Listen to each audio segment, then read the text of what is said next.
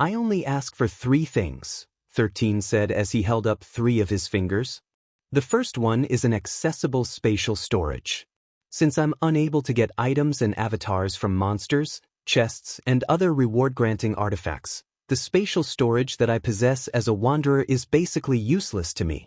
I won't ask for much, I just want a spatial storage that is 1 square meter in size. Surely, you find this arrangement only fair, no? The Laplace demon and the one neither accepted nor rejected 13's proposal. They simply waited for him to state the 3 things that he wanted from them. The second thing I want is flint and steel. Last but not the least, I want you to tell my parents that I am safe and that they don't have to worry about me. Also, allow me to write a message to them so that they will not be too anxious about my disappearance. These are the 3 compensations that I will ask of you. The Laplace demon and the one were quite surprised by the compensation that 13 asked from them. Laplace demon rubbed his chin as he carefully thought of the things that the boy had stated. The first one that 13 asked for was accessible spatial storage. Even as a wanderer, 13's spatial storage was indeed useless to him because he couldn't get any items from Solterra. Also, the size he requested was simply too small. Even the storage rings that had the smallest spatial storage that people used on a daily basis were at least 4 square meters in size. 13 only asked them to give him a 1 square meter spatial storage, which they deemed wasn't too much to ask. The second compensation was actually more troublesome than his first request, and that was flint and steel. Although these 2 items might seem simple and could be found anywhere in Solterra and Pangea, the timing was very important as well. Flint and steel were used to make fires. There was nothing wrong with that, except for the fact that the first wandering was meant to test a person's survival skills. This meant that they would have to start in Solterra from scratch without any tools in their possession. Whatever they needed, they would have to search for it in the place where they spawned and use everything in their power to survive.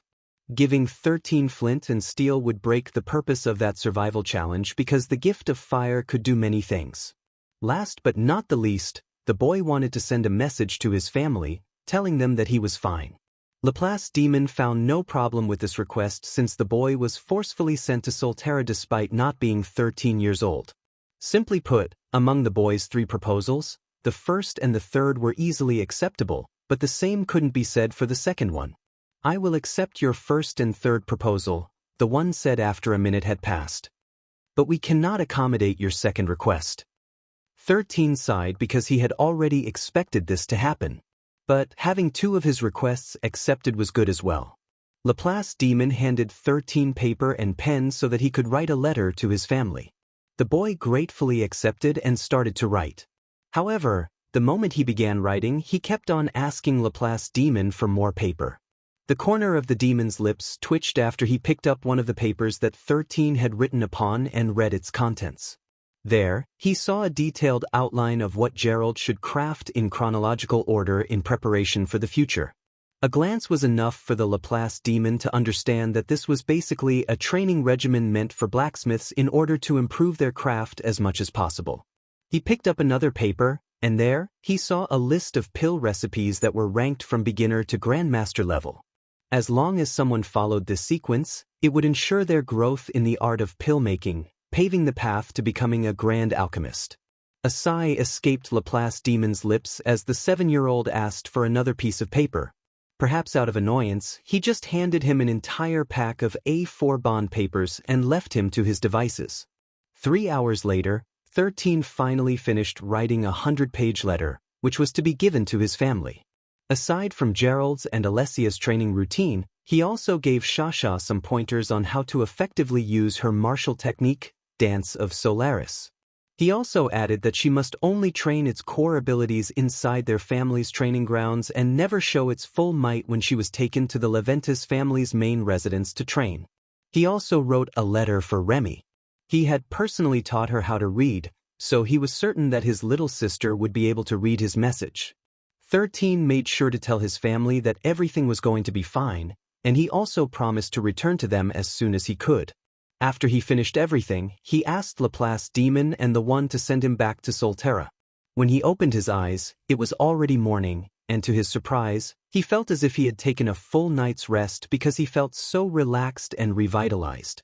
However, he was still hungry, which he immediately remembered after his stomach started to rumble. "I guess it's time to cook some bird's meat," 13 muttered. Although the Laplace demon and the one hadn't given him any flint and steel, 13 wasn't worried. He had asked for 3 things from the one, but in fact, the only things he truly wanted were an accessible spatial storage, and for his letters to be sent to his family. The second one was just there to make the omnipotent God think that 13 wanted to take advantage of his generosity in order to ask for something that could help him make fire. When choosing between 2 evils, people would usually pick the lesser evil. This was the trick that 13 had used against the Laplace demon and the one, making them focus on his second request, which made his 2 other proposals seem more acceptable to them. In short, it was just a smokescreen to get the 2 things he really wanted. Having spatial storage, no matter how small, was very important to him because it allowed him to store his crude weapons, which he couldn't carry all day long. Laplace Demon had told him how to access his spatial storage, but he didn't have time to test it in the celestial realm. Because of this, he closed his eyes and activated his spatial storage to see it for the first time. 13 was pleasantly surprised that instead of a 1 square meter spatial storage, the one actually gave him a 2 square meter spatial storage, which was a size bigger than what he asked for. Because of this, he would be able to store more items like his stone spears, wooden spears, and stone axes, which he no longer had to carry on their journey. Also, it would be the best place to store the condor's sharp talons, which they could also use as makeshift weapons. After appreciating his spatial storage, 13 walked towards the oasis to look for dark gray, black, or greenish stones. These were the natural colors of flint stones that could be seen in rivers and lakes. After picking up several rocks, he also took some dried leaves and vines from the desert poplar trees and brought them to the boulder where Cristopher was still sleeping. Since the chubby boy had ordered Brutus to listen to 13's orders as well, 13 asked the troll to dig a small fire pit, where the boy deposited the dried leaves, vines, and small branches. He then held one of the condor's talons in his hand and started to strike it with one of the stones he picked up earlier. A spark appeared instantly, making 13 smile. It didn't take long before a fire was burning merrily inside the fire pit that Brutus had dug. When Laplace Demon and the one saw this, both of them felt the strong urge to spit in 13's direction because of the boy's audacity to ask them for flint and steel when he could easily start a fire without them. In short, they had been had. 13 chuckled internally because he could already sense the glares from the 2 omnipotent beings of Solterra and Pangea all the way from the heavens. This was his way of taking revenge on the one for casually saying that it would erase Cristopher's and his memories if he wanted. Memories were very special to him because all of his hosts were special to him. If he forgot about even one of them, he would be extremely sad because they were his treasured memories. This was why he felt very angry when the one so casually mentioned the erasing of memories. Now that he had vented his anger, 13 started to barbecue the meat from the condor's legs, which was going to be their first decent meal in Solterra after being spirited away from the world of Pangea. Brutus' addition to their team did wonders.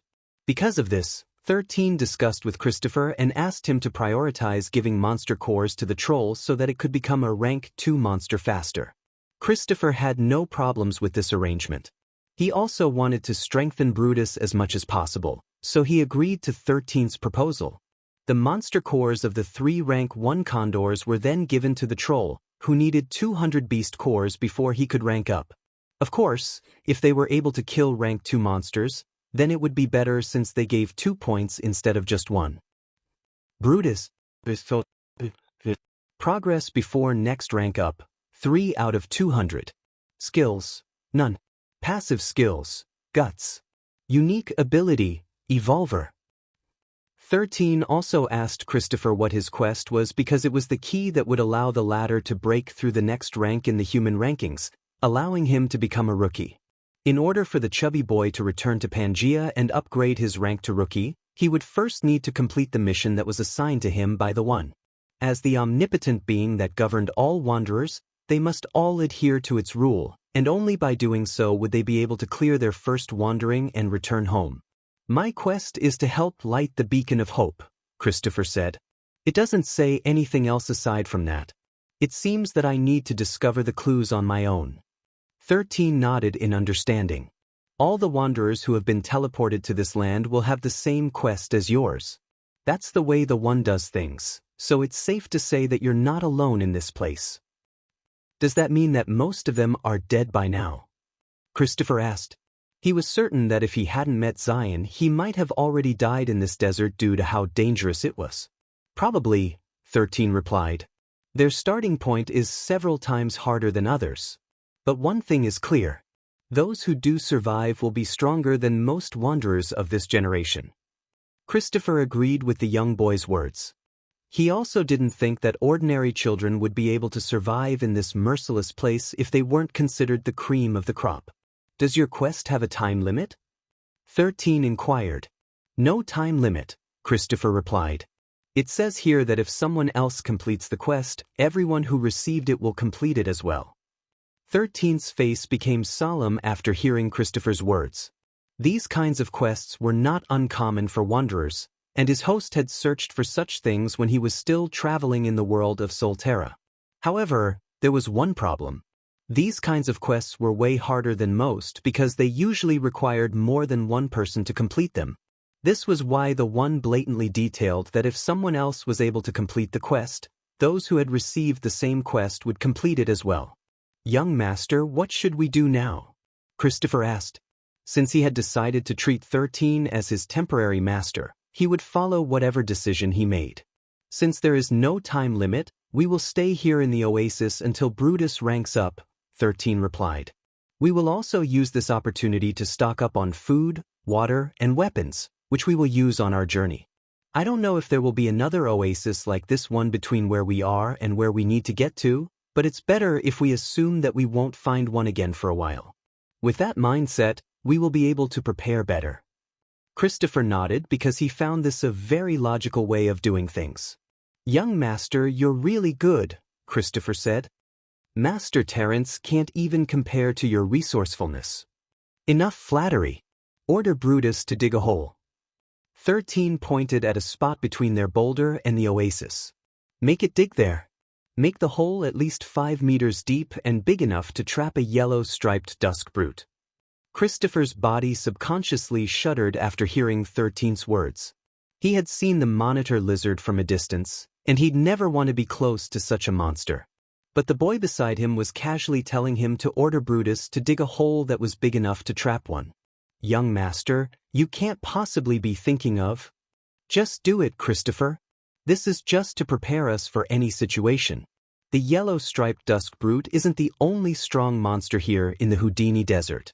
Don't forget that we are in troll and ogre territory.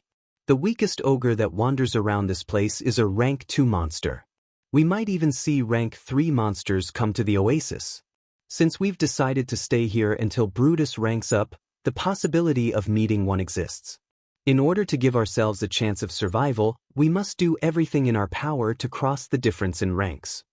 Cristopher felt as if a whole new world had opened up to him after hearing the young boy's words.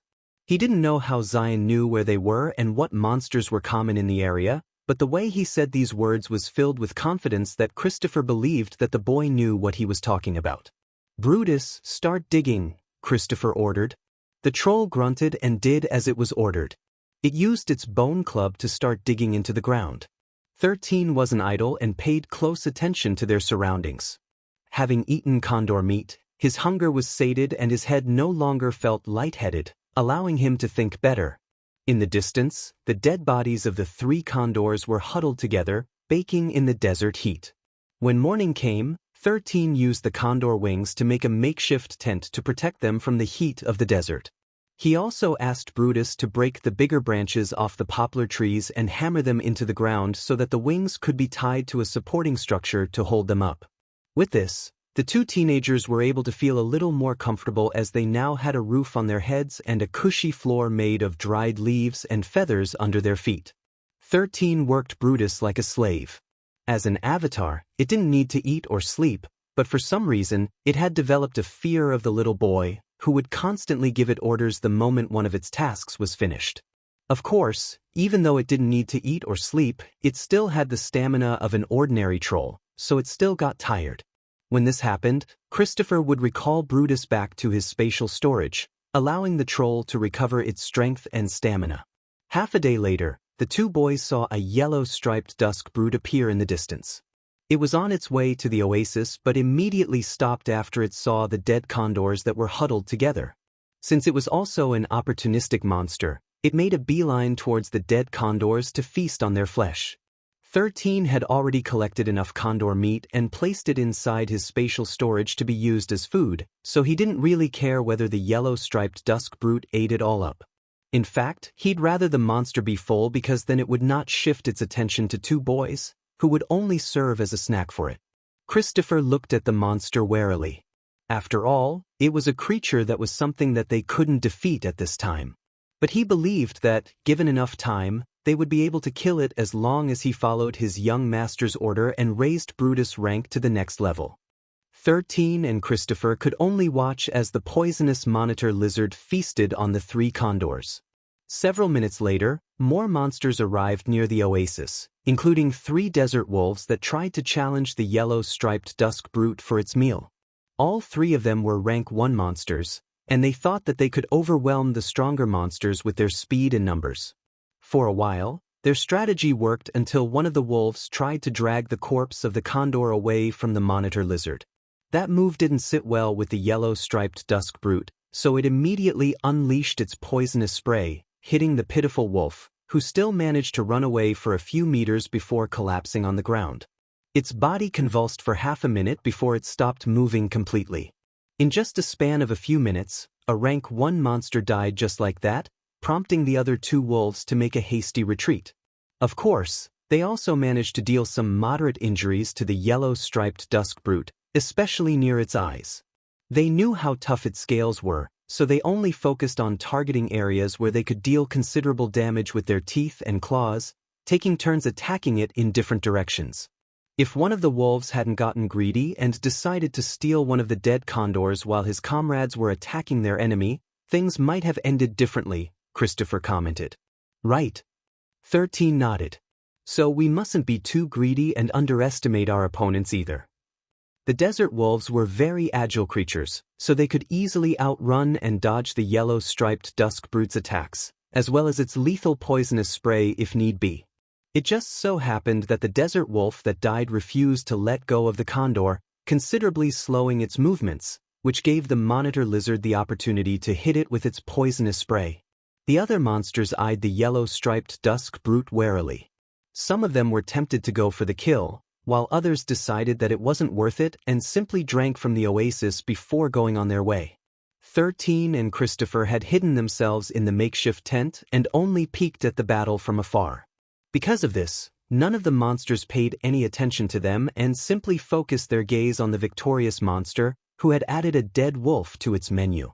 However, after eating one of the dead condors, the desert monitor lizard decided that it had enough, so it headed toward the oasis to drink before moving northwards.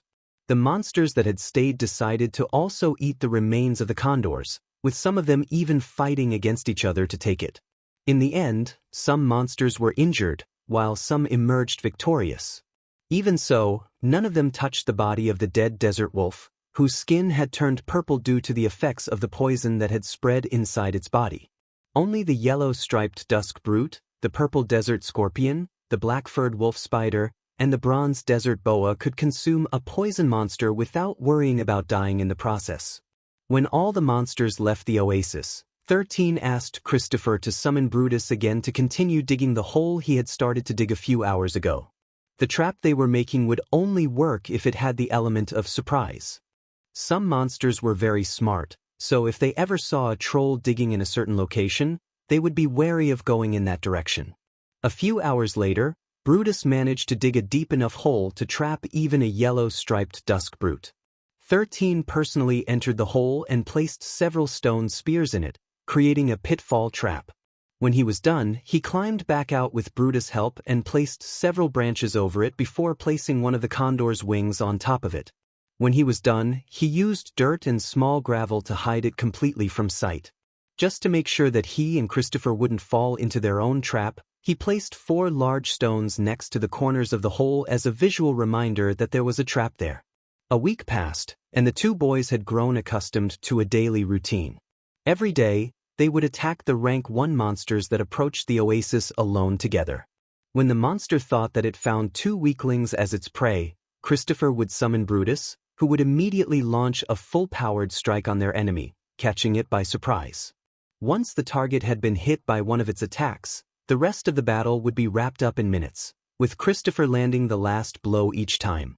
After killing over a dozen monsters, the 2 boys finally got an item from one of them, which was a dagger from the rank 1 purple desert scorpion that had wandered into the oasis during the night.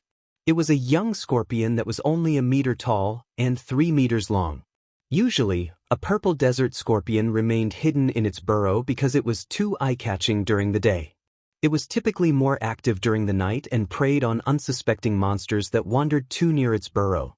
This monster was also known to create pitfall traps and attack its prey once they were immobilized. It was one of the most notorious night hunters in the desert, and it could live for many months without food if water was readily available. The name of the dagger was Purple Stinger, and its blade was colored purple just like its namesake. It had the passive ability of inflicting poison on those who were pricked by its blade, albeit by a small percentage. 13 asked Cristopher for the dagger because he would be able to use it as a throwing weapon. Of course, since 13 had the skill ban restriction on him, the passive skill of the Purple Stinger of poisoning its target was grayed out. This meant that because it was in 13's possession, this passive ability was currently inactive. However, the 7-year-old didn't care. With the dagger, he was able to carve sharper wooden spears, which he planned to use as throwing weapons. He even started to make wooden arrows in preparation for when he could make a bow. Sadly, he didn't have the proper materials near the oasis to make one, so he just made preparations for the future. Just as the sun was about to set, 13 saw something moving toward the oasis from the corner of his eye. After squinting a bit, he noticed that it was standing on 2 legs and was, at the very least, 2 meters tall. Most of the time, Cristopher and him stayed in their makeshift tent to stay out of sight in the open. The monsters who were curious enough to approach their resting place would find themselves falling into one of their pitfall traps. Those who were lucky to survive would then be finished off by Brutus without much suspense. But the creature approaching the oasis wasn't an ordinary monster. An ogre, 13 thought before motioning for Cristopher to lie low and not do anything. If it comes to us, wait until it falls into one of our traps before you summon Brutus, 13 said in a volume that only the chubby boy could hear. Yes, young master, Cristopher replied. They had spent more than a week in the oasis, but this was the first time they had seen an ogre. Ogres were stronger than trolls and also more intelligent than the latter. This was why whenever the 2 sides fought, it would almost always be the trolls who ended up being on the losing side. As one of the strongest races in the Houdini Desert, very few monsters were their match. Because of this, they were able to grow in numbers and become one of the overlords of the desert, which 13 was looking forward to fighting. Stay here and summon Brutus at the right moment, 13 ordered. Young monster, are you going to fight that ogre? Cristopher asked. Clearly, the chubby boy was horrified by the notion of fighting an ogre this early. Yes. But why? We can just let it leave like the other monsters. Why must you fight it? 13 lightly patted the chubby boy's shoulder, while continuing to look at the ogre in the distance. We can't stay in this oasis forever, 13 stated. I know that I told you that the moment Brutus reaches rank 2, we will leave this place. However, it will be best to first gauge how strong an ogre is because we might encounter a lot of them as we continue our journey. Don't worry, I will not do something that I believe that I cannot handle. Everything is within my calculations, and there is a high chance of winning. Yes, 13 wouldn't do anything without a chance of winning. This was why he was confident that he would be able to fight against the ogre, using his martial technique cheap shot savant, the traps he made, as well as the troll, Brutus. With these 3 added on the equation, 13 believed that he had enough trump cards to defeat the ogre in front of him. After stepping out of the tent, 13 walked steadily towards one of the pit traps that they had painstakingly created. This one was around 4 meters deep, which 13 had made specifically for ogres. It contained several stone spears which would not really hurt a yellow-striped dusk brute due to its hard scales, but it could give an ogre a world of pain. 13 was unable to see Cristopher's stats, so he was unable to determine if he had a hidden class, or if he was just lucky enough to get an avatar of the troll after killing one.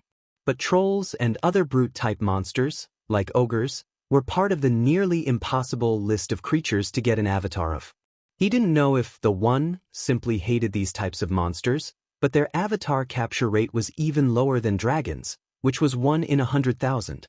People even said that if someone were to get a dragon's avatar, it just meant that they had used all the luck in their lifetime because they were one of, if not the strongest race in the world, and their avatars were worth billions of gold, if they were to be sold to auction houses. If the avatar capture rate of dragons was 1 in 100,000, the avatar capture rate of brute-type monsters were 1 in a million.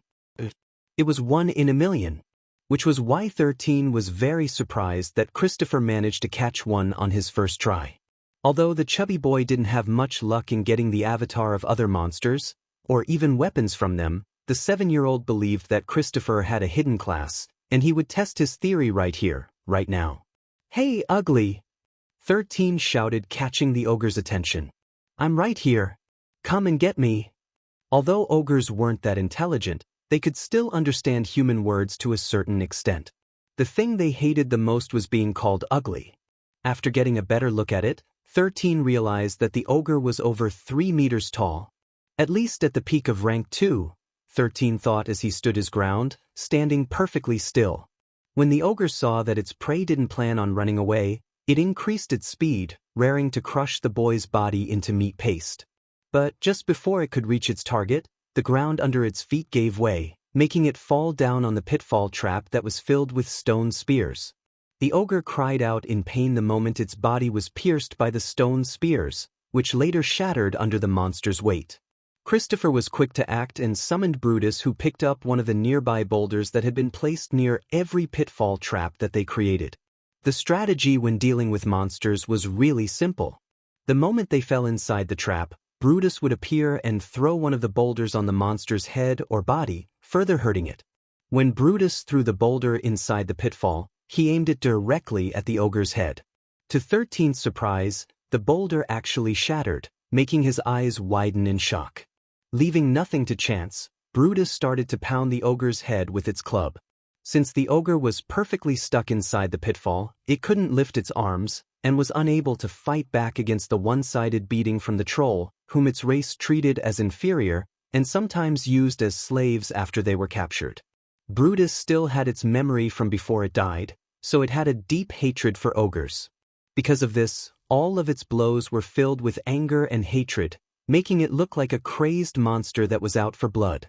The ogre's head was already bloody from the repeated blows that it was taking, but it was still very much alive. Suddenly, the bone club in Brutus' hand broke, but the troll couldn't be stopped. It resorted to using its fists and repeatedly punched the ogre's head, shouting a bestial growl each time it unleashed a punch. Cristopher, who was now standing beside 13, looked at this scene with a pale expression on his face. "Take this," 13 said as he handed the purple stinger to the chubby boy. "Ask Brutus to stop attacking for a while you stab it repeatedly with this weapon." Cristopher no longer asked his temporary master why he needed to attack the ogre when Brutus was already beating it senseless. He just stabbed the back of the ogre's head several times with the dagger. After stabbing the ogre's head for the 7th time, the purple stinger's blade glowed, which signaled that its passive ability to inflict poison had activated. "That's enough," 13 ordered. "Let Brutus continue punching it." The troll, who was more than happy to resume its one-sided beating of its mortal enemy, roared and pressed its hands together before smacking the ogre's head with all of its might. 10 minutes later, the ogre finally died a pitiful death, unable to hit its opponents even once. The poison and the beating it was receiving from Brutus accelerated its death, which made 13 look at the dead body fiercely as if waiting for something to happen. Suddenly, the ogre's body shrunk and transformed into a miniature crystal statue of an ogre before disappearing completely. A moment later, Cristopher's eyes widened in shock as he heard a voice inside his head, informing him that he had acquired an ogre's avatar. "Young master, I got another avatar," Cristopher said giddily. "Unfortunately, this one doesn't have the evolver skill. If it did, it would have been better. A faint smile appeared on 13's face because he had finally confirmed his suspicions. The omnipotent being of Solterra and Pangea might be merciless, but it didn't send children to Solterra just to die. He sent them there to become strong, so that one day they would have the power to protect Pangea from the jinns and magents, who could potentially wipe the human race from the face of the world. The children who were sent to the Houdini Desert were fated to be there, in more ways than one. This also meant that their greatest opportunity was also there, allowing them to obtain great rewards before and after they cleared their mission. I knew it, 13 thought as he looked at the giddy boy, who summoned the rank 2 ogre they had just killed. Cristopher is a brute tamer. The 7-year-old didn't expect that the chubby boy, who had almost no survival skills, had managed to acquire a hidden class, which would play a vital role in their quest to light the beacon of hope. This was one of the hidden classes in Solterra, but only a handful of people had managed to get it. But the irony of it all was that even those who got it didn't know they had the job class. Just like the class implied, it was truly a hidden class. It couldn't be seen on their status screens. People who had it lived and died, not knowing that they could have become one of the most powerful men and women in the world. Sadly, they weren't aware of it because it didn't appear on their status screens, so they only contributed it to luck. Since 13 had been in Pangea and Solterra once, his database had been filled with all the information about the world, including the hidden classes, and Brute Tamer was indeed one of them. You lucky son of a... 13 stopped what he was going to say next because he knew that it was inappropriate. Cristopher loved his mother so much, so he couldn't possibly finish it on the wrong note. You lucky son of an amazing woman. Upon hearing his words, Cristopher blinked in confusion but smiled in the end. Anyone calling his mother amazing was a good person in his book. Right now, 13 was in a dilemma. Should I tell him about his hidden profession? 13 pondered for a bit, but in the end, he decided to come clean with Cristopher because he had already decided to support the chubby boy who had the label cannon fodder plastered on his butt cheeks. Cristopher, let's go back to the tent, 13 said. There's something very important I want to say to you. For now, order Brutus and... Bruno, Cristopher interjected. I named the ogre, Bruno. 13 blinked once before nodding his head. Order Bruno to dig more holes over there, and over there. 13 ordered and pointed at 2 places near the big boulder where their makeshift tent had been set up. Cristopher nodded and sent his 2 brutes to do as 13 asked him to do. Upon returning to the makeshift tent made up of the wings of the condors they had killed, 13 made Cristopher sit, so he could have a heart-to-heart talk with him. Cristopher, I have good news and bad news, 13 said. Which one do you want to hear first? Young master, let me hear the bad news first, Cristopher replied. 13 nodded and told him the bad news. The bad news is that aside from brute-type monsters, it is impossible for you to gain other avatars, 13 replied. In fact, even if you bought or acquired avatars through trades, these avatars would not listen to you, and may even outright disobey your orders. Huh. Cristopher looked at the young boy in disbelief. Why? It's because you have acquired a hidden class. A hidden class? Cristopher then opened his status screen to look for the class that his temporary master was talking about. Young master, I don't see any hidden class, Cristopher reported. That's why it's called a hidden class, 13 explained. You will not see it in your status page, but it's definitely there. Cristopher scratched his head before shifting his attention back to his young master. Now, I will tell you the good news, 13 stated. The hidden class you acquired is the Brute Tamer. Brute Tamer? Cristopher frowned. Never heard of it. Of course you never heard of it, 13 replied. Even those that have it don't know they have it. Now, let me tell you what a Brute Tamer is. 13 glanced at the troll and the ogre in the distance who were busy digging holes to create the next batch of pitfall traps that they could use to trap monsters before continuing his explanation. The Brute Tamer is a special class that specializes in acquiring the avatars of brute-type monsters, 13 stated. If you don't know what brute-type monsters are, just think of big, strong, and dumb monsters. All of them fall into the brute monster category. However, some brute monsters are actually smart, which is a good thing for you. Now, To give you a more detailed explanation, trolls, ogres, orcs, minotaurs, bears, yetis, boars, and other similar monsters are brute-type monsters. Now tell me, how many ogres or minotaur-type avatars do you see in auction houses or avatar trade shops? Less than a handful, Cristopher replied. Truth be told, he was a fan of brute-type monsters because they were everything that he wasn't. They were big and strong, which were the traits that Cristopher wanted to possess. This was why, when he suddenly got a troll avatar, he was ecstatic. When he received the ogre avatar, he felt like laughing out loud like a madman. Now, let me tell you all the good things about this class as well as all the bad things about this class, 13 said. Let's start with the good things first. The good thing is that if you happen to defeat a brute-type monster, you are 100% guaranteed to receive their avatar. However, you can only get one avatar per species. For example, Brutus is a rank 1 troll. This means that if you saw a rank 4 desert troll like him, you will not get an avatar because you already have Brutus. The same for Bruno. Since you already have a rank 2 desert ogre, you will not be able to get the avatar of ogres that have a higher rank. Cristopher's mouth fell open after hearing 13's explanation. He had no idea why the boy knew about these things, but for some reason he was very inclined to believe it, even though he didn't have any solid proof. But, after hearing that he might have missed the chance to acquire higher-ranking monsters because he had already captured a monster of that species, the earlier happiness he felt suddenly disappeared like the fleeting clouds in the sky. Seeing his expression, 13 could only smirk because he already knew what the chubby boy was thinking. It was only natural for others to want stronger and more powerful monsters, but Cristopher was forgetting one thing. He was still too weak to even dream about acquiring stronger monsters, who could easily kill him just by spitting in his direction. 13 intended to pound some common sense into his temporary subordinate to make sure that he wouldn't become a frog who would try to eat a swan. Cristopher, don't get too ahead of yourself, 13 said in a serious tone. Don't bite off more than you can chew. Sure, higher-ranking monsters are strong, but are you able to kill them? No, young master, Cristopher replied. I'm sorry. I just became too ambitious. It's fine to be ambitious, but you must understand that a dead genius is no longer a genius, 13 stated. You don't have to hurry. You will eventually acquire stronger monsters as you progress through the human rankings. Now, let's continue.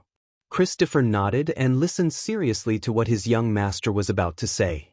The good thing about brute tamers is that the first brute monster avatar that they obtain is special, 13 explained. It will always have the ability to evolve. This is why Brutus has the skill evolver. In simple terms, as long as you spend time nurturing him, he will become one of your strongest supporters as you grow stronger. Cristopher felt happy inside because Brutus was his very first avatar. Of course, he knew that people discarded their avatars the moment they surpassed their ranks as well as when they were no longer useful to them. He didn't want this to happen, so he was truly happy when he saw that Brutus had the ability to evolve. This meant that he would accompany Cristopher for a long time. Now, the downside of being a brute tamer, like I said earlier, is that you won't be able to gain any avatars aside from brute monsters, 13 said. Any avatars that you buy or trade for will not listen to your orders, so don't bother getting them. The second downside of being a brute tamer is that you have to share your resources with your first brute monster. Just like now. You are giving Brutus all the monster cores we obtain to our kills instead of using them to strengthen yourself. Of course, you can choose not to do this and just focus on making yourself stronger. You just need to look for higher-ranking brute monsters to serve as your bodyguard for the time being. With good planning, Cristopher didn't need to strengthen Brutus and could just focus on strengthening himself.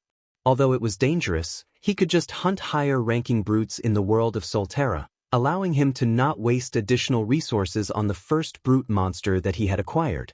Young master, I want to keep Brutus with me, Cristopher replied. You can do whatever you want, Cristopher. 13 stated. Your life, your choices. The chubby boy then nodded after hearing 13's words. Now, since you are now aware of your hidden class, we can exploit it to the fullest. 13 smirked. Originally, I planned to go to the east to enter the city of barbarians, but now, we have a few more options available to us. 13 put down 4 stones in front of him, which made Cristopher wonder what the younger boy was doing. The west is the territory of the trolls, 13 explained. The south belongs to the ogres, the north belongs to the orcs, and the east is where the barbarians are. I have a proposal to make to maximize your potential and to ensure that we will have a higher chance of surviving our first wandering. Cristopher's ears perked up when he heard the phrase, maximize your potential. He could already understand what the young boy was going to say because his hand was pointing at the north, where the orcs were located. Just like 13 had explained earlier, orcs were also brute-type monsters. It was as if the Houdini Desert was specially catered to make Cristopher one of the powerhouses of the next generation. Originally, 13 only planned to make Cristopher his temporary subordinate. But now that his suspicions were confirmed, he threw away any intention he had of letting him return to Terrence's side. Let Cristopher go back to Terrence and become his subordinate again? What a joke! He knew that Terrence would be angry about his subordinate being poached away from him. But if he had a problem, talk to Arthur Leventis. See if he will choose you over me. 13 was determined to make Cristopher part of his inner circle. Since the chubby boy only joined the Leventis family to help pay the medical fees of his mother, 13 would gladly shoulder it. In fact, he would even cure the illness of Cristopher's mother free of charge. So what if Terrence got angry with him? In Arthur's eyes, 13's value was higher than the current young masters of the Leventis family. If 13 wanted something from the Leventis family, Arthur would have no choice but to take him seriously or risk getting on his bad side. And Arthur knew that he couldn't get on 13's bad side. Cristopher, I asked you to become my temporary subordinate, but now I changed my mind, 13 stated. I want you to serve me as your true master. You don't have to worry about Terrence because, I promise you, even if he doesn't agree, the patriarch of the Leventis family, Arthur Leventis, will order you to become my subordinate with just a word from me. Of course, the reason why I am doing this is because of your potential. I will not lie to you that this is the main reason as to why I changed my mind from only keeping you as my temporary subordinate to being a permanent one. Of course, I will not force you. If you wish to refuse my offer, you are free to do so. However, hear what I have to say. You will reach greater heights being with me than you will if you return to Terrence's side. I can also promise to cure the illness of your mother. This is not just lip service. I will do it as soon as I return to Pangea. You have my word. Young master, will you really cure my mother? Cristopher asked with a serious expression on my face. Yes, 13 replied. I will swear it on my name. Cristopher didn't have to think twice and accepted 13's invitation to become his true subordinate and not just a temporary one. He had been observing the younger boy since the two of them had met, and something inside him was screaming at him that this was a chance of a lifetime. If he refused this opportunity, 13 would never ask him to become his subordinate again. I will become your subordinate, young master, Cristopher said in a solemn tone. I look forward to working with you from this day onward. Likewise, Cristopher, 13 said as he extended his hand for a handshake. Now that they had formalized their master and subordinate relationship, 13 started to create a new plan. A plan that would make their lives much easier despite the dangers that were always around them in the Houdini Desert. A month passed since 13 and Cristopher had been sent to the world of Solterra. Although they experienced many ups and downs, the two managed to overcome all of them with the help of Brutus and Bruno, who tag-teamed to annihilate any rank 1 monsters that fell for 13's and Cristopher's taunting, triggering them to run in the pair's direction, only to fall into the pitfalls traps that they created. After the monster had fallen to their traps, Cristopher would summon Brutus and Bruno, who would deal the finishing blow to the monster that never stood a chance against their overwhelming might. The number of monsters they had slain was nearing 3 digits, but the number of items that Cristopher gained was pitifully low. Despite killing over 70 monsters, they only gained 3 items.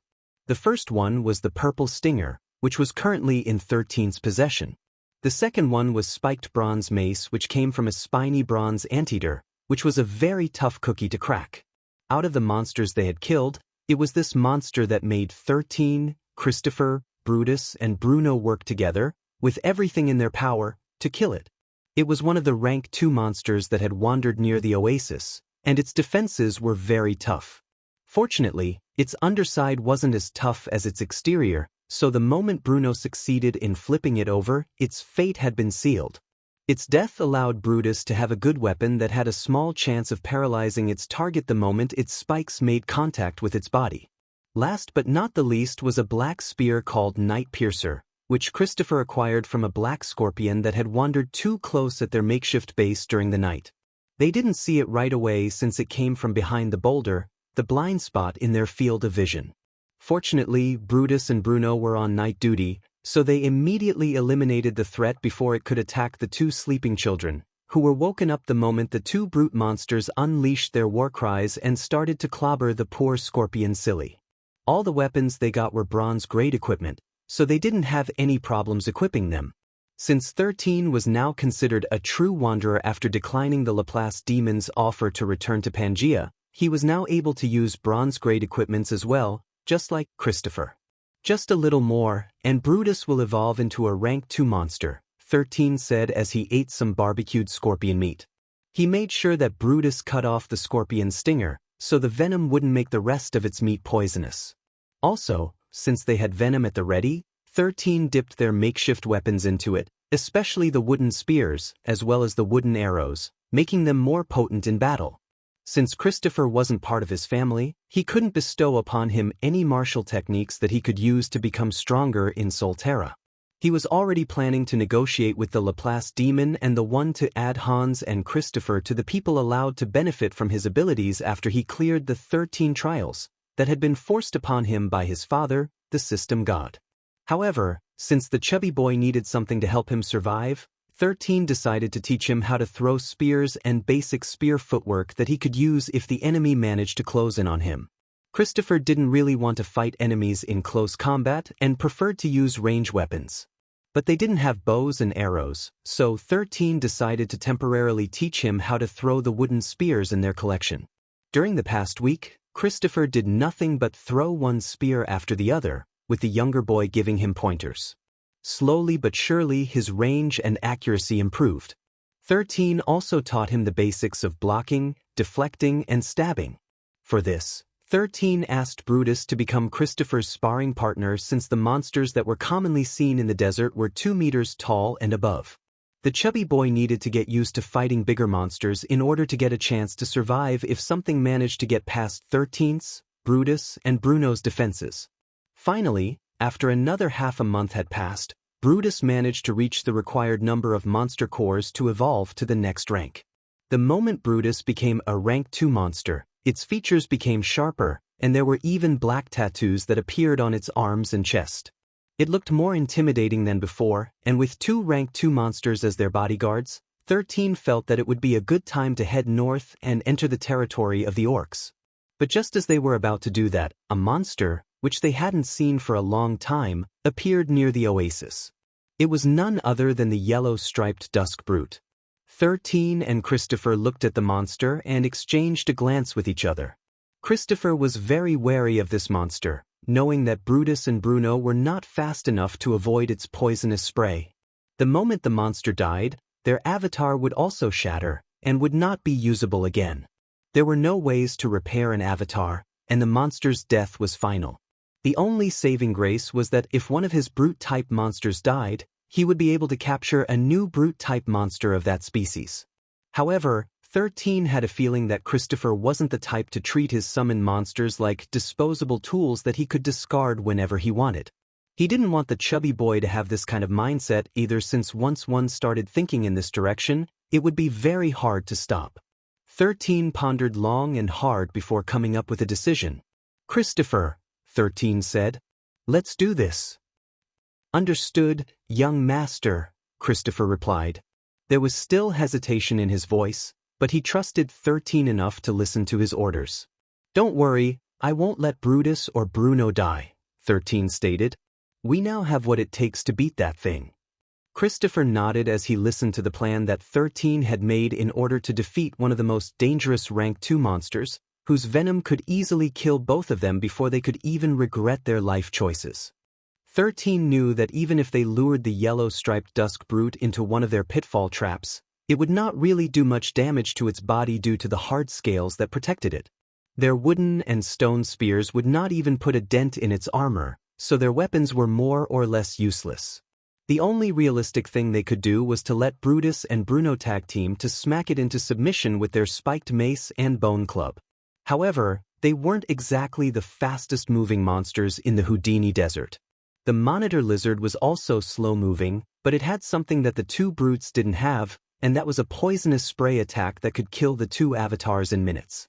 Over the past month, 13 had strategized a way to overcome its deadly weapon, but in order for his plan to work, Brutus and Bruno had to get close enough to execute his plan. In fact, they had to get extremely close, which was the main problem.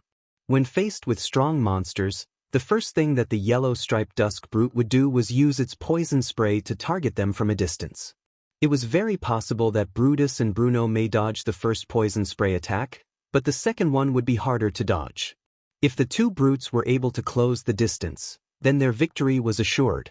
To have a higher chance of success, 13 was willing to make sacrifices, like using Bruno to tank the poison spray while Brutus went to execute the plan. This strategy had a very high chance of success but at the cost of losing the rank 2 ogre, which he promised Cristopher wouldn't happen.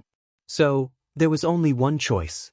13 must join the two brutes in attacking the monitor lizard to give them at least a 50-50 chance of winning without any of them dying. When he shared his plan with Cristopher, the chubby boy's face turned as pale as a sheet of paper. "Young master, please reconsider," Cristopher said. "We don't have to fight that thing.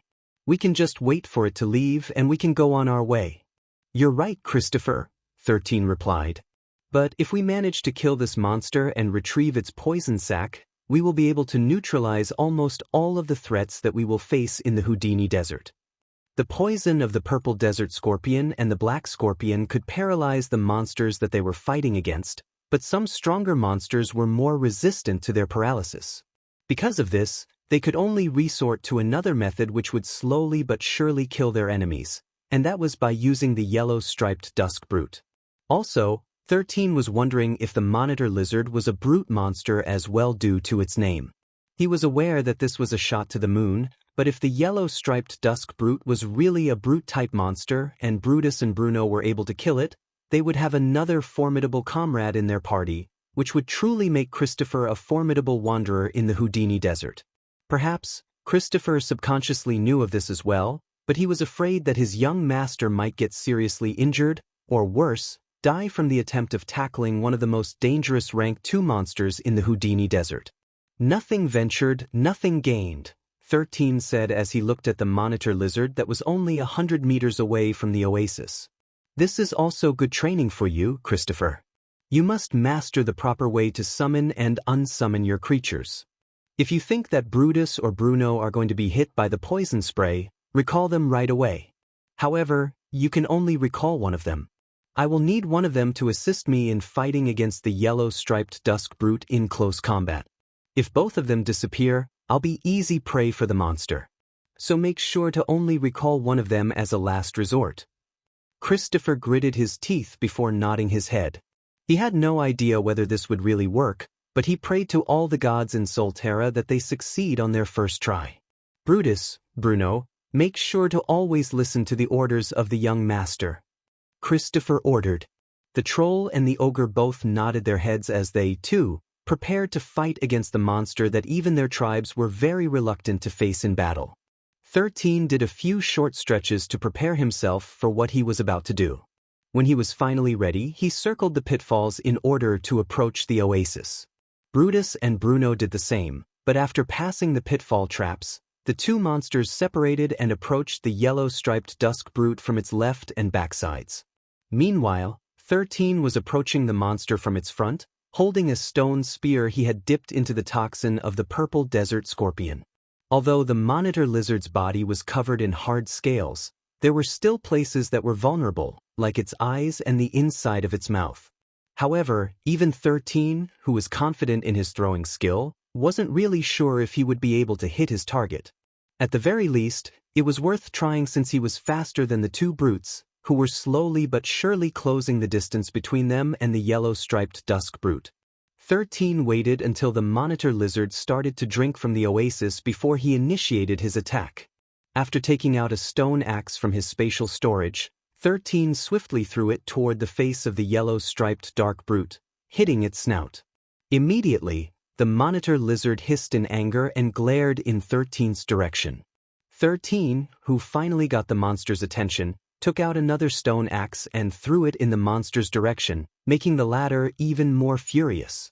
The yellow-striped dusk brute had faced many kinds of opponents in its lifetime, but it had never faced a human boy who dared to attack it while it was quenching its thirst. The stone axe bounced off its body, dealing no damage whatsoever. However, the boy had successfully triggered the monster and made it advance in his direction.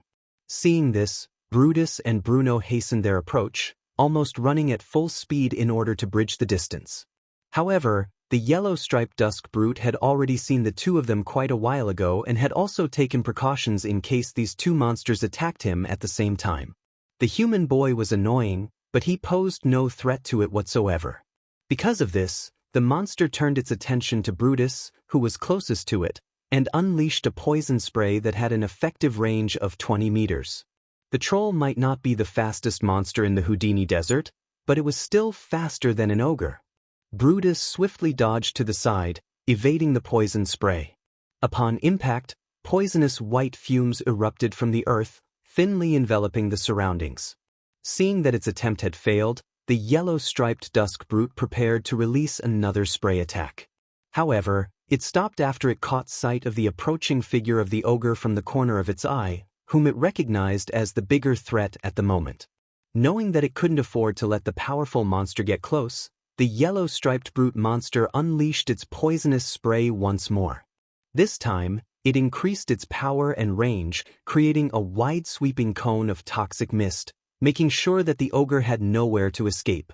A few seconds before the poison spray reached the ogre, Bruno turned into particles of light as he was recalled by Cristopher at the nick of time. The yellow-striped dusk brute was surprised to see its target suddenly vanish in front of it, making it stop its spray attack completely. It made sure that the ogre didn't just duck or hide itself somewhere to escape its attack. Because its attention had been focused on the ogre, it didn't notice the 7-year-old boy who was approaching it from behind. 13 had activated his movement technique, Traceless Shadow, which was the perfect assassination footwork due to its soundless nature. With the monitor lizard's attention completely focused on the two stronger monsters, it didn't notice that the boy had made a beeline toward it from behind. When 13 was only a meter away from the monster's head, he grabbed something from his spatial storage that resembled a muzzle, which he had specially crafted for the yellow-striped dusk brute. With a calmness that far surpassed anyone his age, 13 fearlessly jumped onto the monster's head and slipped the muzzle over its jaws in one swift movement. He then firmly locked it in place with the strap that was made from the long, thick hair of a Houdini Mustang, which 13 had baited towards one of their pitfall traps. The 7-year-old boy had no intention of riding the monitor lizard like a cowboy since it was also known to do death rolls. As soon as he finished what he intended to do, he hurriedly jumped away before the monster could even react to the sneak attack he had unleashed from behind. The yellow-striped dusk brute wasn't really the smartest of creatures. With its strength, it could easily kill anything in sight, allowing it to move unhindered anywhere in the Houdini Desert. Perhaps it was for this reason that it took a while for it to realize what had happened to it, buying 13 precious seconds to run away with all of his might. The boy had already run 6 feet away from the monster when it finally showed a reaction to what the annoying human had done. It immediately tried to pry the muzzle off of its jaws, rubbing its face against the ground in an attempt to dislodge it. However, it held strong. It was made from the body parts of the spiny bronze anteater, making it exceptionally durable. The monitor lizard had small clawed feet and hands, which couldn't reach up to its jaw, so it couldn't use it to remove the muzzle that was placed on its head. Perhaps out of anger, it then started to do a death roll, which was something that crocodiles and alligators did to tear their prey apart. While it was doing this, Brutus had finally closed the distance and raised its spiked mace high over its head. With a roar that reverberated in the surroundings, the troll smashed the mace down, targeting the back of the yellow-striped dusk brute's head. Sparks emerged from the point of impact, showing just how hard the monster's scales were. Even so, Brutus' attacks still did damage to it. Shallow puncture wounds could be seen on the monster's head. The troll repeatedly bashed the monitor lizard, who had tried to defend itself by lashing the troll with its tail. This attack sent Brutus falling backward due to the force behind the attack. At the end of the day, the yellow-striped dusk brute was still a peak rank 2 monster, making it a very formidable enemy even without using its poisonous breath. However, Brutus propped itself up in a matter of seconds and once again engaged the enemy in close combat. Left with no choice but to use its tail and short claws to fight, the monitor lizard did its best to use its body's robust defenses to endure Brutus' fierce attacks while counterattacking from time to time. But just as it was about to use its tail to attack the troll for the 6th time, something grabbed its tail from behind, preventing the yellow dusk brute from lashing it toward the troll, who had been smacking the back of its head non-stop with its spiked mace. The monitor lizard hissed in anger when it realized that the ogre it had tried to kill earlier had not only returned but was also holding onto its tail. This gave Brutus the perfect opportunity to keep on pounding the monster's head, drawing more and more blood. Bruno, who was holding onto the lizard's tail with its left hand, raised the bone club in its right and smashed it down on the lizard's back leg, making the latter hiss in pain. The 2 brute monsters were pounding it at the same time. With all of its means of attack neutralized, the yellow-striped brute was unable to show any kind of resistance. A purplish liquid was dripping from its mouth as it tried to unleash a poison spray despite the muzzle that was preventing it from opening its jaws. There was still a way for it to poison the troll and ogre. With the intention of letting the purple droplets hit the trolls and the ogre's bodies, it shook its head from side to side. Having noticed this, Brutus decisively sat on the monster's neck and rode it like a champ, holding it in place. Bruno, on the other hand, sat on the monster's back, adding extra weight, which burdened the oversized lizard from moving and throwing them off with a death roll. After several minutes of painful pounding, the yellow-striped dusk brute finally breathed its last, dying with a heart full of resentment. Not only was it unable to use its ability in battle, but it was also pounded until it died, making it die a slow and pitiful death. Unfortunately, it didn't turn into an avatar, proving that it wasn't really a brute-type monster. However, Cristopher gained equipment from it, making him extremely happy. It was none other than the dusk brute armor, which covered the wielder's entire body. 13 almost laughed out loud when Cristopher equipped it because he looked like a chubby, yellow-striped dusk brute that was standing on 2 legs. The armor provided exceptional defense, and it could also help fool their enemies because it made Cristopher look like a yellow-striped dusk brute, which the denizens of the Houdini Desert avoided like a plague. As long as the chubby boy lay down on the ground on all fours, anyone would think that he was the dreaded poisonous monster instead of a teenage boy who was pretending to act like one. First things first, let's hang this monster upside down in one of the pitfall traps, so that the poison in its mouth will drain out, 13 proposed. We can collect its monster core later. This time, you will absorb it, allowing you to build your body up. Yes, young master, Cristopher replied with a smile. The chubby boy looked forward to strengthening himself with the beast core, allowing himself to become stronger. In order to achieve the rookie rank, he would need to absorb 100 cores, allowing him to gain a strength that far surpassed normal humans. This was also the first stage for wanderers, which increased their lifespan by 20 years and doubled their strength and the overall performance of their bodies. If possible, Cristopher wanted to become a rookie before he returned to Pangea, which was something that all those who had been spirited away prioritized. This was to ensure that, on the day of their second wandering, they would be stronger than their past self, giving them a higher chance of surviving the next stage of their trial, which would allow them to become adepts. Young master, must I really do this? Yes. How long must I do this? Until I'm satisfied. A groan escaped Cristopher's lips as he crawled on the ground on all fours. His 2 avatars, Brutus and Bruno, quietly watched their pitiful master, not daring to do anything to help him because 13 forbade them from doing anything. Currently, the 7-year-old was riding on Brutus' shoulders as they walked toward the north end of the Houdini Desert. The ogre was pulling what seemed to be a makeshift wooden cart, filled with monster parts in it. The majority of the items placed in it were the scales and claws of the yellow-striped dusk brute, as well as other monster parts that 13 and Cristopher had collected after killing so many monsters. The wings of the condors were also there since 13 planned to use them as makeshift beds and tents due to how comfortable they were. Of course, they also gathered soft animal skins that could be used as blankets and cushions, allowing them to sleep comfortably during the day, the night, or whenever they wanted. Brutus was also pulling a similar wooden cart. However, the cart contained water skins made from the skin of monsters that 13 had altered to store water. There was also smoked meat in some of them, which was wrapped up properly with animal skin. The two brute monsters walked 6 meters away from each other, leaving a gap in the middle. This place was reserved for the chubby yellow-striped dusk brute, who was crawling slowly on the ground. Of course, this monster was none other than Cristopher, who was currently equipped with dusk brute armor. Since he looked very much like the poisonous monster of the Houdini Desert, 13 ordered him to practice walking like one. Some animals disguise themselves as other creatures in order to ward off predators. For example, the most fearless creature on the planet called Earth was called the honey badger. This animal was quite small, but it was very aggressive. It was not afraid to face off against snakes or even bigger animals like lions and hyenas. Simply put, it was the fiercest animal in the world, and just seeing it was enough to make the top predators distance themselves from it. Because of this, cheetah cubs, who shared similar features as the honey badgers, were often avoided by the top predators because they looked like honey badgers from a distance.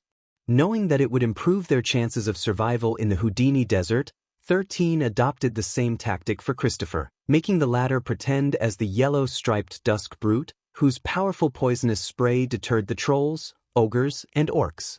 Of course, the 7-year-old had explained this to the chubby boy, which was the main reason why the latter had agreed to do it despite how hard it was to crawl on all fours for many hours. Even so, he didn't feel hot since the dusk brute armor fended the heat off, making Cristopher feel like he wasn't crawling across scorching desert sand. Since his entire body was covered with black scales, his hands and knees were also protected from being scraped by the ground, allowing him to move as he pleased, painlessly. "Master, you said that there are other wanderers aside from me in this desert, right?" Cristopher asked. "How many do you think are still alive now that 2 months have passed?" It had been 2 months since 13 and Cristopher had been sent to the Houdini Desert, and after facing off against the monsters in the desert, the chubby boy believed that the survival rate for first-time wanderers was very low. "I don't know," 13 replied. "But I do hope that dozens survived. The mission you received seems difficult, so I'm guessing that hundreds of teenagers were sent here in order to complete that quest."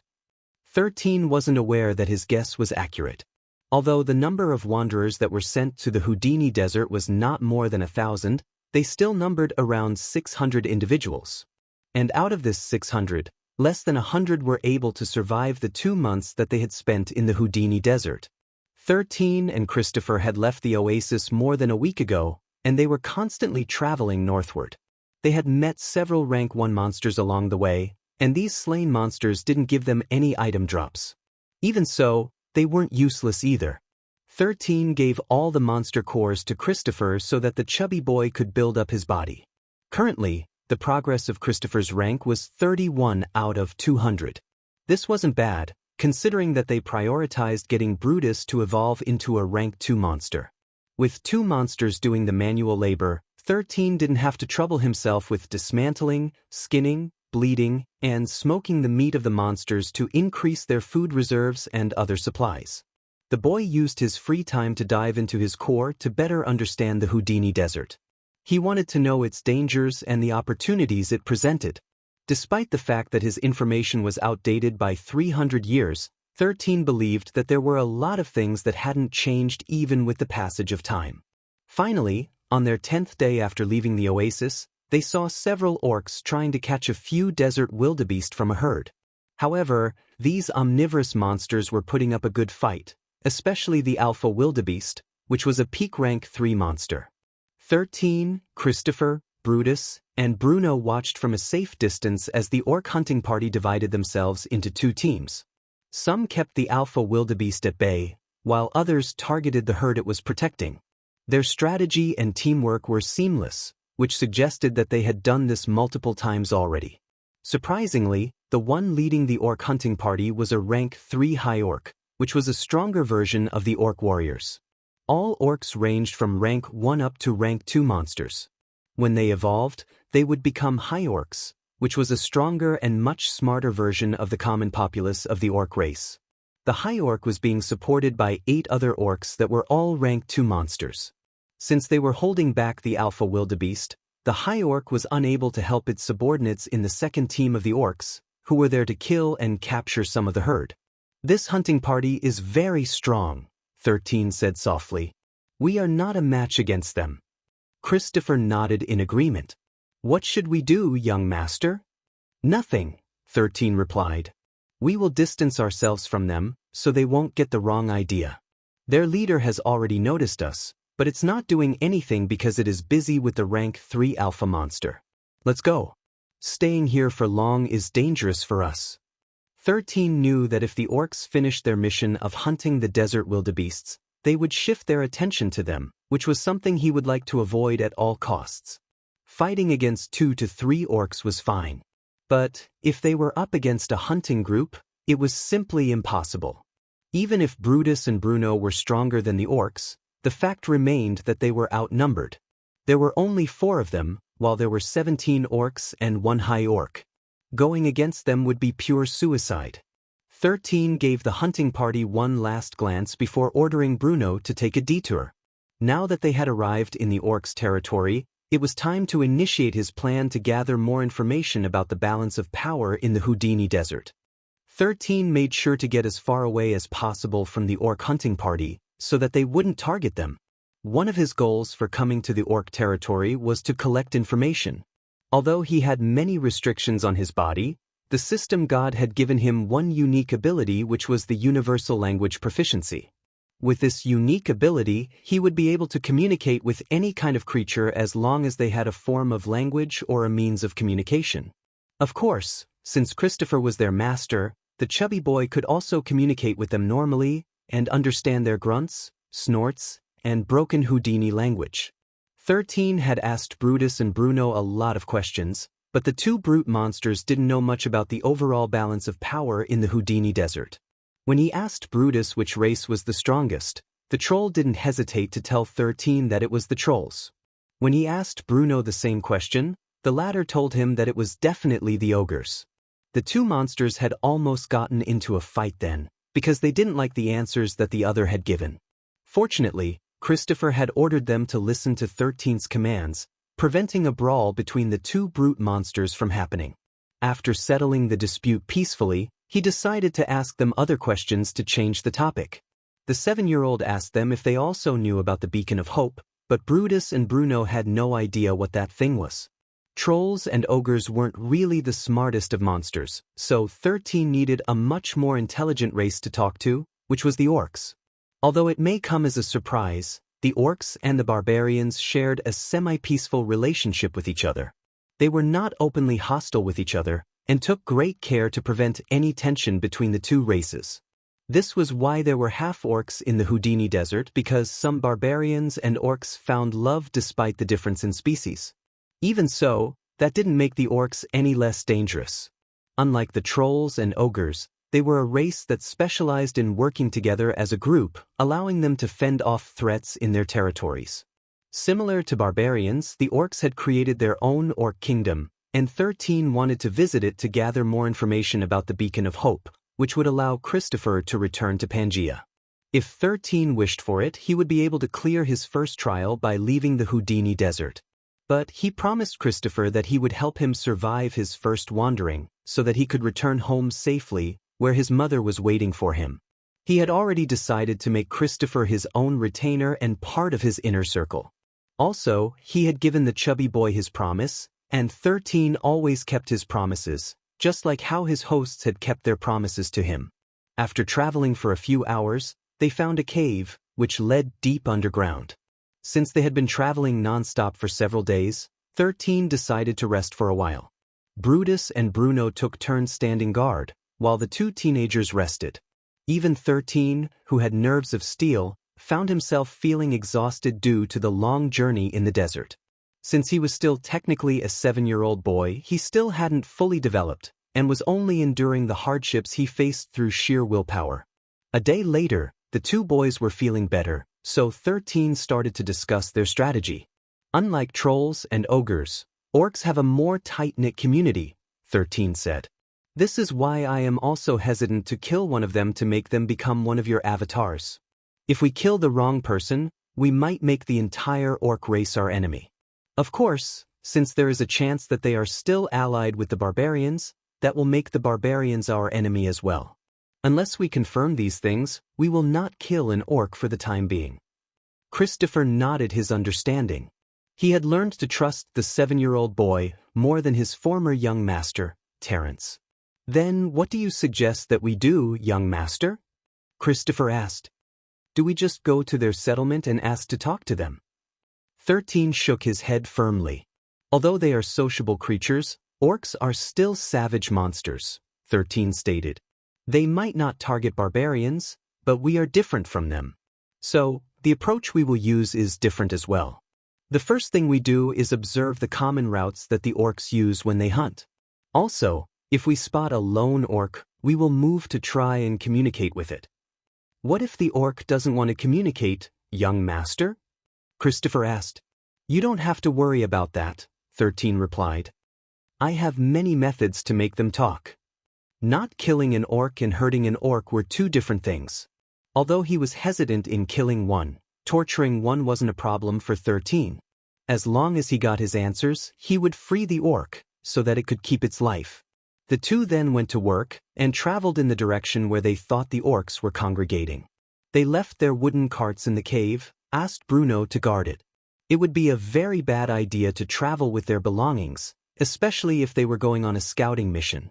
An hour later, the two stared at an orc stronghold that they had discovered after following an orc hunting group from a safe distance. What now, young master? Cristopher asked. Now that they had found their objective, he wanted to know what his young master planned to do next. Now we wait, 13 replied. If we see a lone orc leaving the stronghold, we will follow them. But if we don't see any, we will wait until nighttime. What will we do in the nighttime, young master? Infiltrate their stronghold, of course. Huh. Cristopher knew that Zion could be daring, and even crazy at times. After the battle against the yellow-striped dusk brute, he knew that the 7-year-old wouldn't do something that he wasn't sure of doing. However, he was still worried because they were not dealing with a single rank 2 monster this time. They were dealing with an entire stronghold of orcs, which easily housed at least 200 to 400 rank 2 monsters and above. This was no longer a matter of being brave or not. This was simply bat-sh*t crazy. The chubby boy looked at his scary and crazy young master, who currently had a mischievous smile plastered on his face. Whatever the 7-year-old was thinking, Cristopher knew with absolute certainty that his young master was up to no good, which made him rethink his life choice of vowing to serve Zion as his new master for life. Don't be like that, Cristopher, 13 said after noticing that the chubby boy's complexion wasn't too good. Relax. This will just be a walk in the park. Several hours later, Cristopher would find out that this walk in the park that his young master was talking about would turn out to be a mad dash to save his life from being taken. Aldebaran continent in Pangea. Ever since 13 had disappeared, his family had been under a lot of stress as of late. What happened was truly unprecedented, and there had been no recorded incidents of a similar nature. Only the higher UPS of the Leventis family were aware of what had happened, and they advised Gerald and Alessia not to spread this information because it might cause widespread panic. If the 13 age limit was suddenly rendered useless, people would fear that their children could be spirited away at any point in their lives.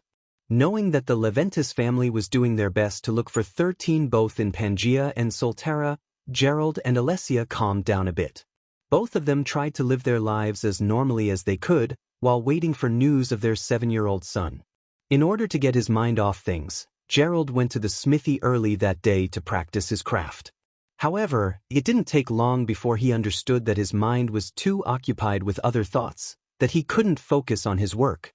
Suddenly, something moved in the corner of his vision, making him immediately hold the hammer in his hand as if it was a weapon, ready to strike at the person who had snuck inside the smithy.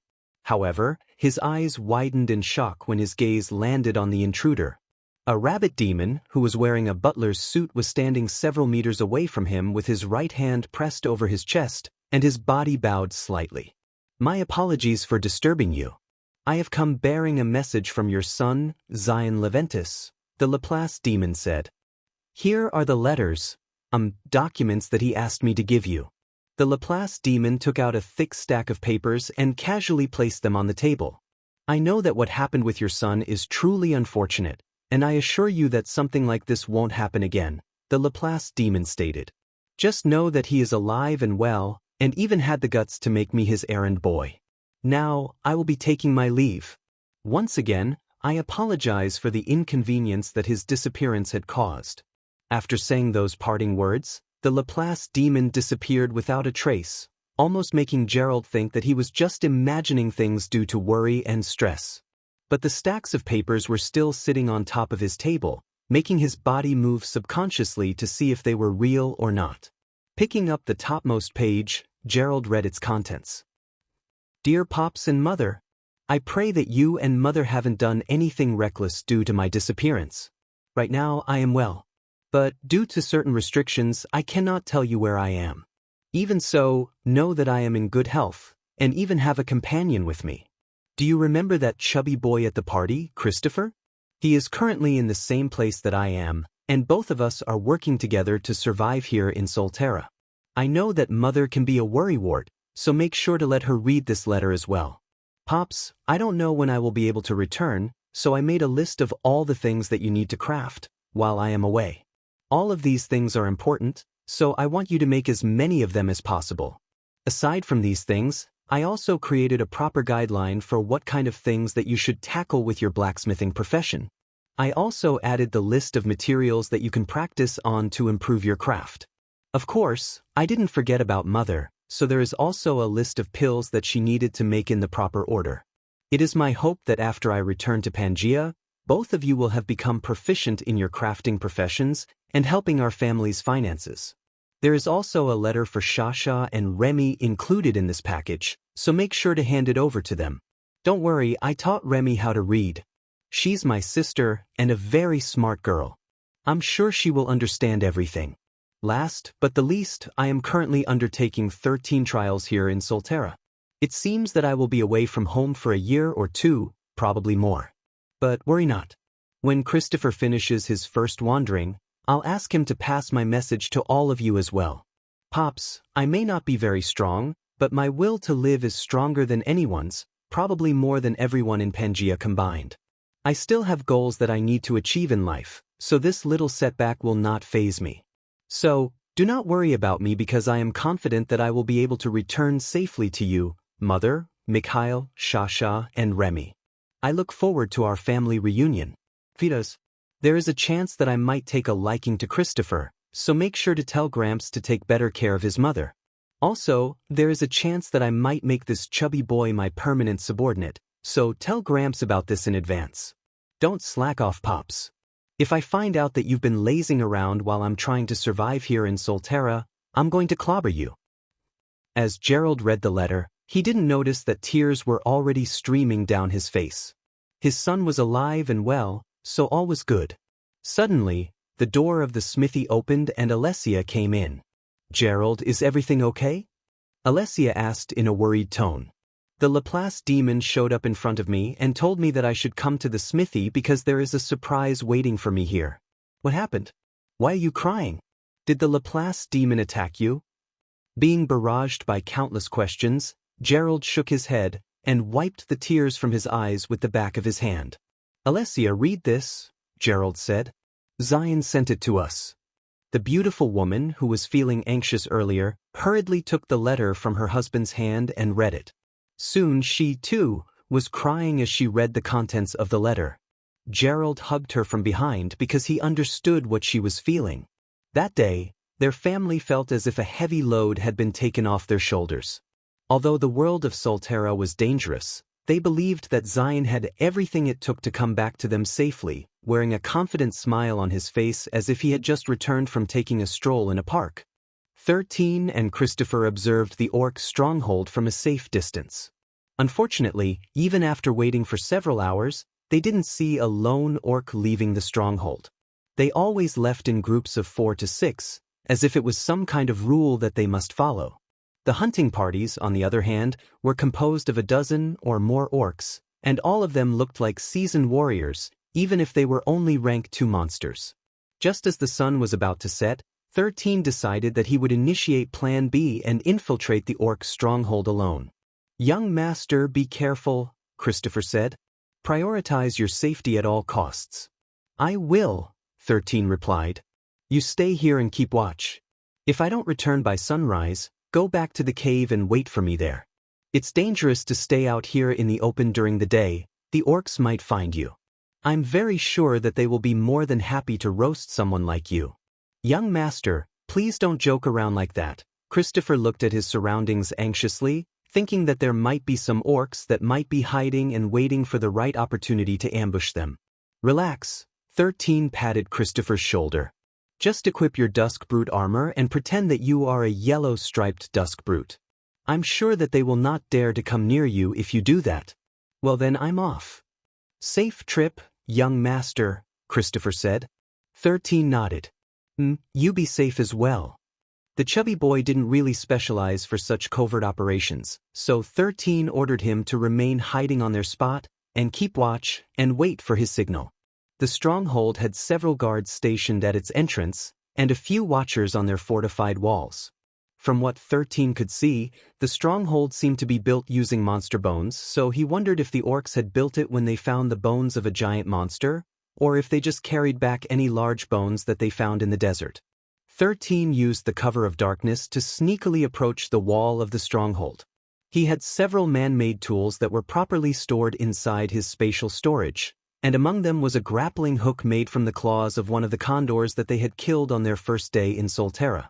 The base of the claws were tied up with the long braided hair of the Houdini Mustang, guaranteeing its firmness and strength. 13 was confident that the braided hairs wouldn't snap even if he and Cristopher were to climb the grappling hook together. As someone who mastered the martial technique, cheap shot savant, 13 was proficient in throwing things. Because of this, he didn't have any trouble throwing the hook over the bone walls of the stronghold and securing it in place.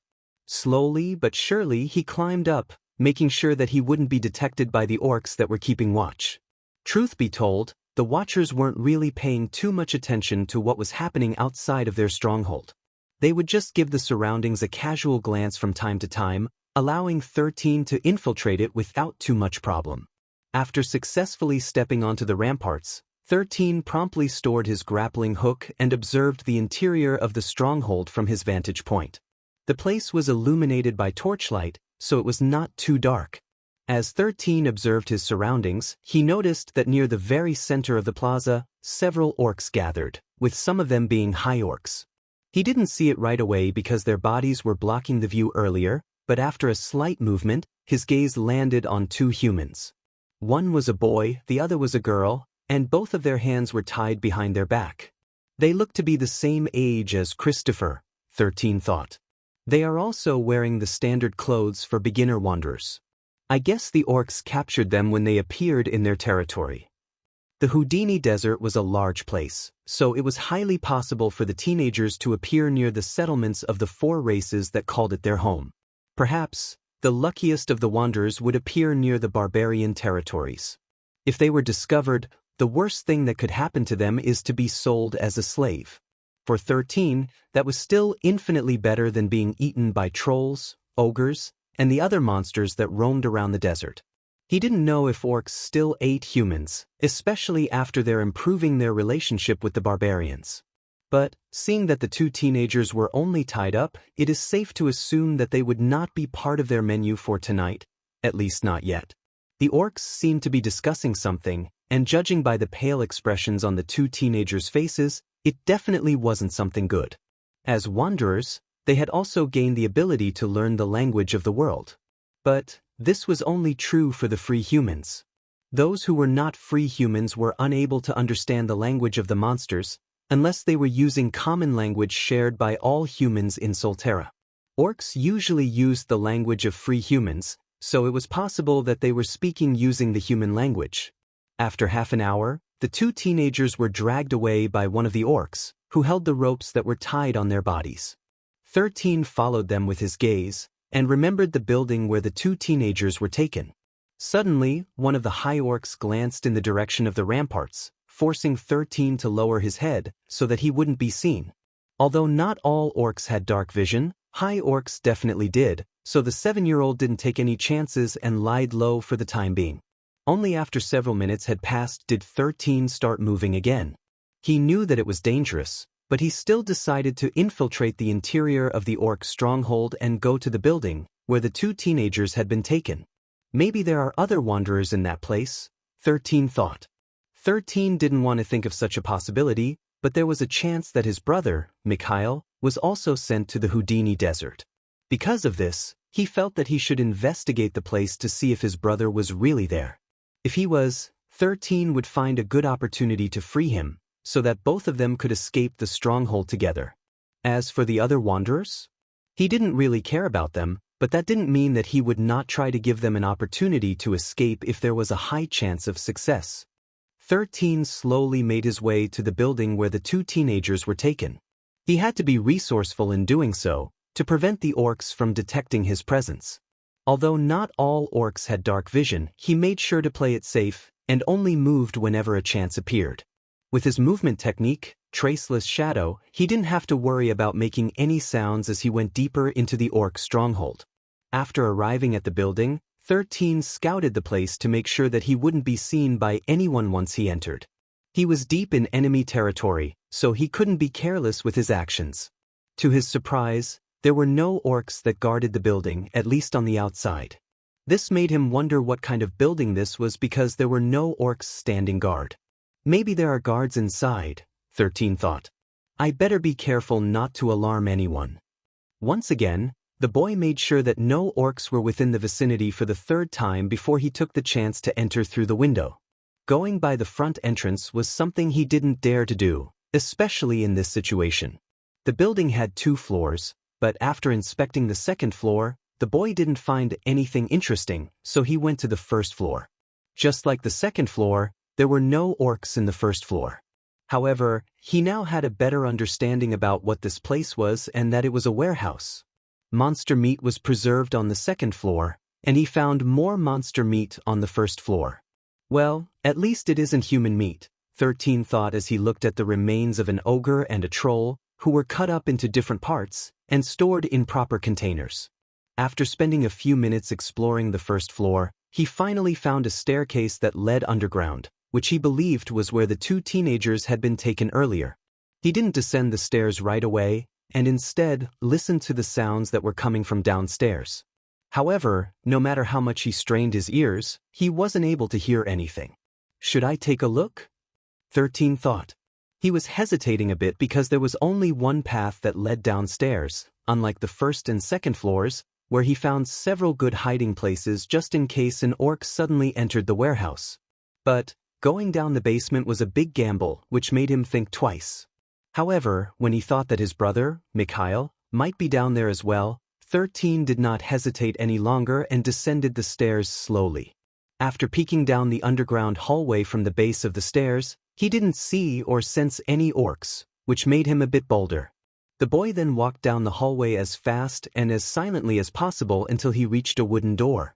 Pressing his ears over it, 13 could hear muffled sounds. However, they were too faint for him to decipher. I guess now is a good time to try it, 13 mused. Closing his eyes, he opened up the most primal instinct of humankind. One of his hosts was raised in a tribe inside a forest where dangerous beasts lurked 24 hours a day, 7 days a week. Because of this, all of them had developed something like primal instincts, allowing their body to alert them if there was something dangerous in their surroundings. Out of curiosity, 13 had asked his host how he developed this ability because, even if he could see the skill in his database, he didn't understand too much about it. His host explained that using primal instinct was making your physical, emotional, and mental states vulnerable, so it could be affected by outside factors. Once trained to the fullest, the person would develop some kind of sixth sense, that would immediately trigger once a monster or beast stronger than them appeared within their primal instincts range. 13 didn't develop this skill because he thought that he wouldn't need to use it. However, he now thought that learning the skill was also good because it would give him a similar sixth sense just like his previous host, alerting him to dangers that he couldn't see. Although he was still an amateur, 13 knew the basics. 2 minutes later, he opened his eyes and slowly opened the door. The coast is clear. 13 sighed in relief before pressing his hands over the wooden door. His senses didn't detect anything dangerous, but because he was using the skill for the first time, he deemed that utmost caution must still be done to prevent mishaps from happening. The moment he opened the door, the muffled sounds he heard earlier became more pronounced. The sounds of sobbing and people talking reached his ears. Taking a peek inside the room, he saw several teenagers that were locked up in cages made up of bone. Their hands were also tied behind their backs, making them unable to do anything but sit and cry, or talk to their fellow captives, who were the same age as them. There were many bone cages, and 13 couldn't see everything from where he was, so he decided to enter the room, closing the door firmly behind him. The moment he appeared, everyone's gaze landed on his body. However, before any of them could talk, they saw the boy place his finger over his lips, telling them to keep silent. Thinking that he had come to rescue them, everyone held back what they were going to say, and all looked at him with hope. Even the girls, who were crying earlier, held back their tears. But, after observing him for a while, all of them realized that the boy was actually way younger than them, taking them by surprise. Still, none of them made a sound because even though he was young, he could still free them from the cages that locked them in place. The 7-year-old breathed a sigh of relief in his heart because everyone seemed to be more sensible than he thought they would be. So then he walked towards the other bone cages, and took a look inside them one by one.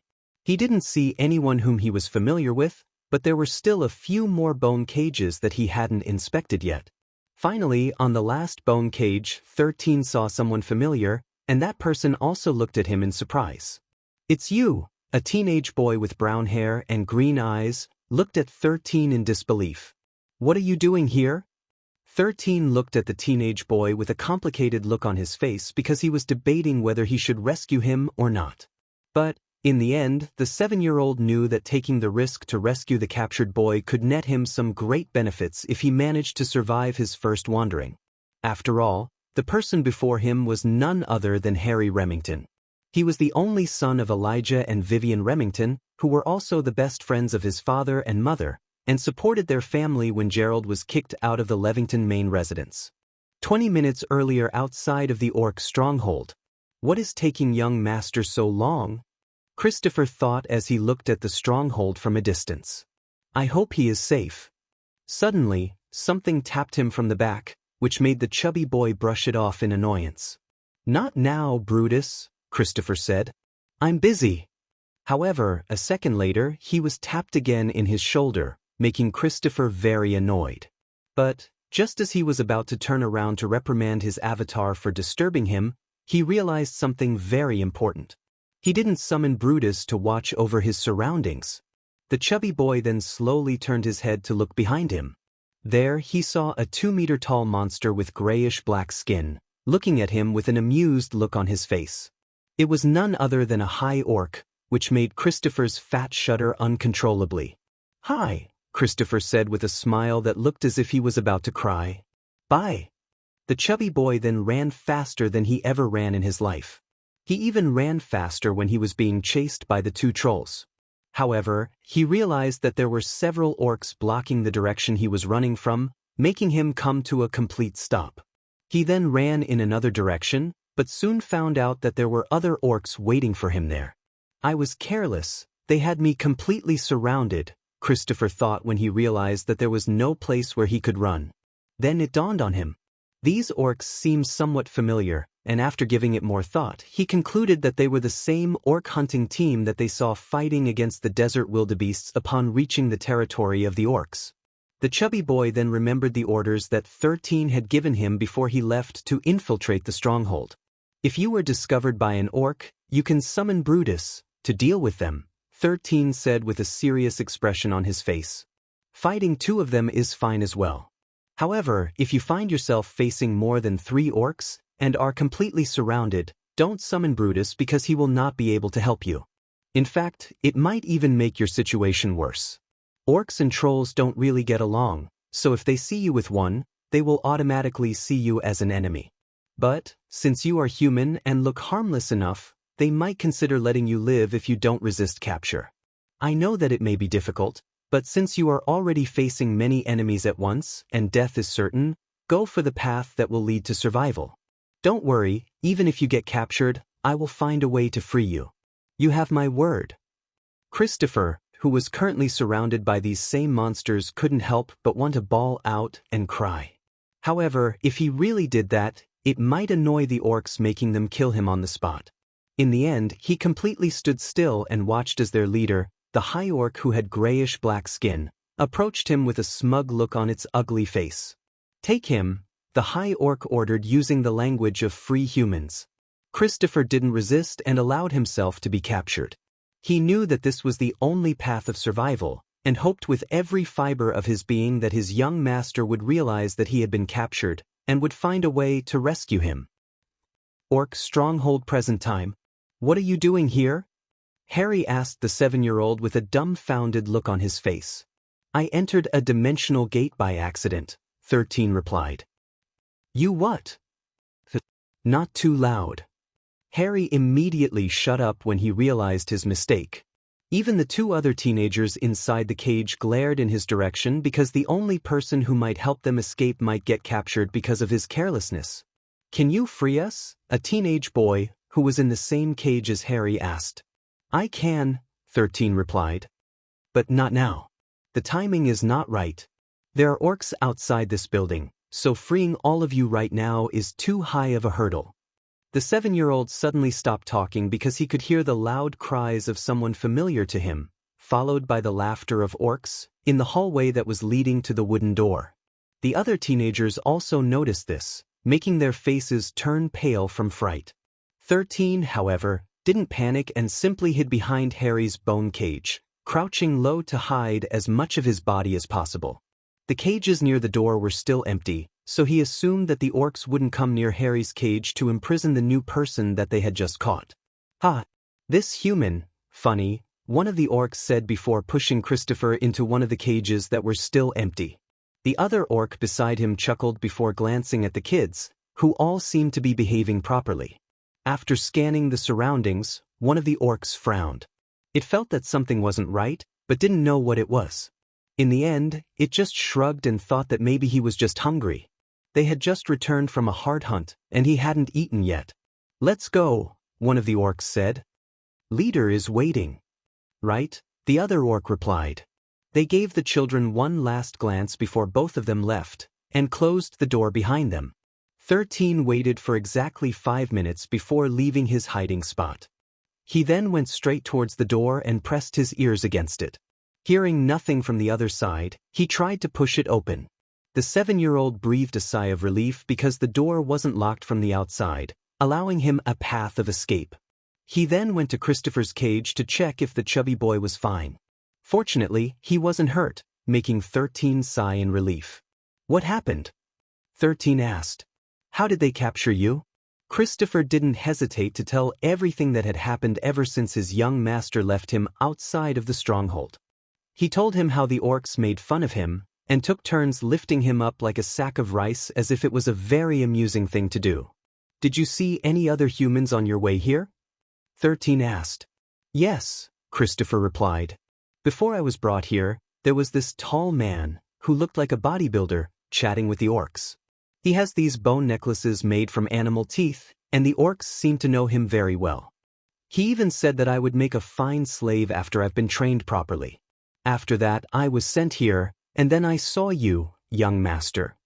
13 nodded in understanding.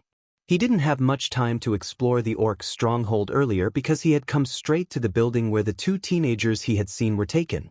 That human he saw must be a barbarian, 13 thought. It seems that they still have a good relationship with the orcs even after 300 years have passed. I can use this.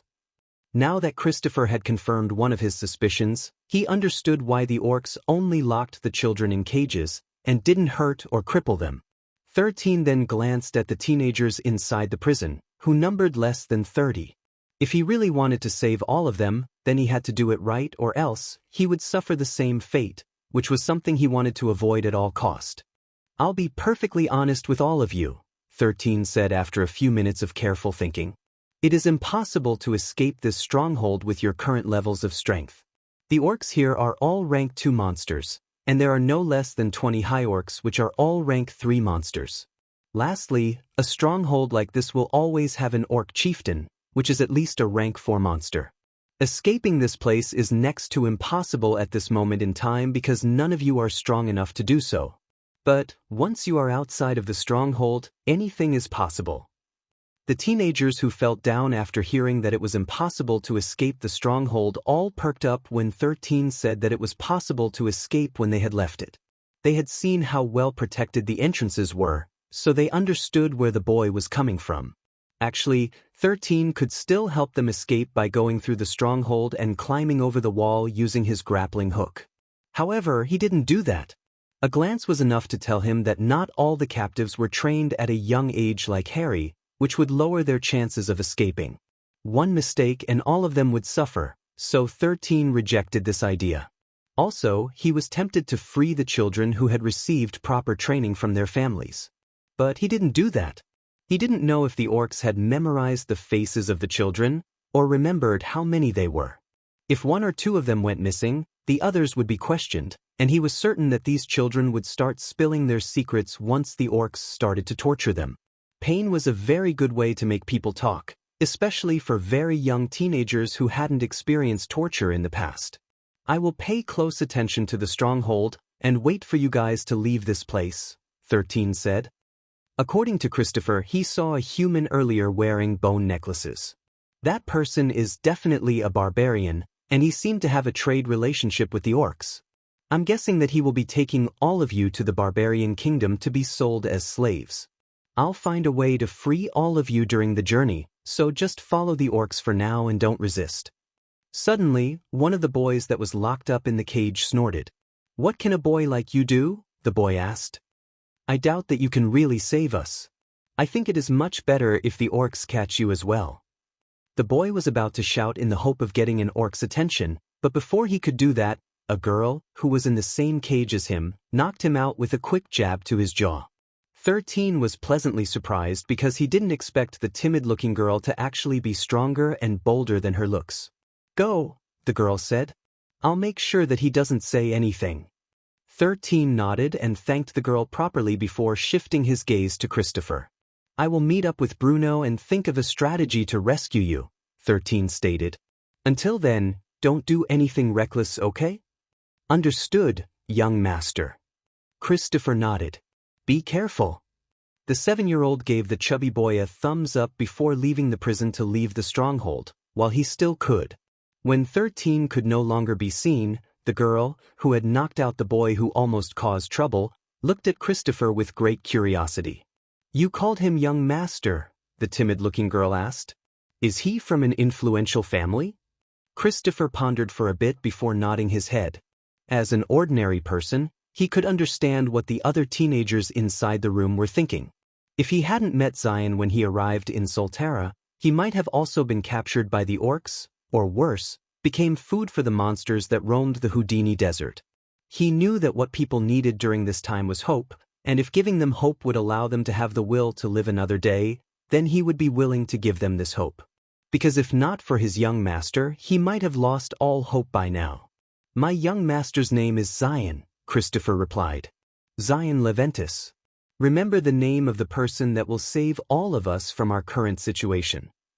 "Zion Leventis," the timid-looking girl muttered before nodding her head. "I will remember it."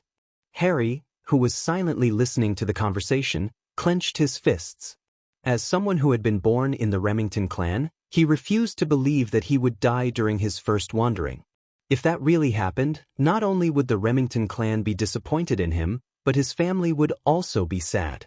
He had promised his sister that he would return safely, and advised her to train while waiting for him. Because of this, when he was captured, he felt as if the sky had fallen over his head.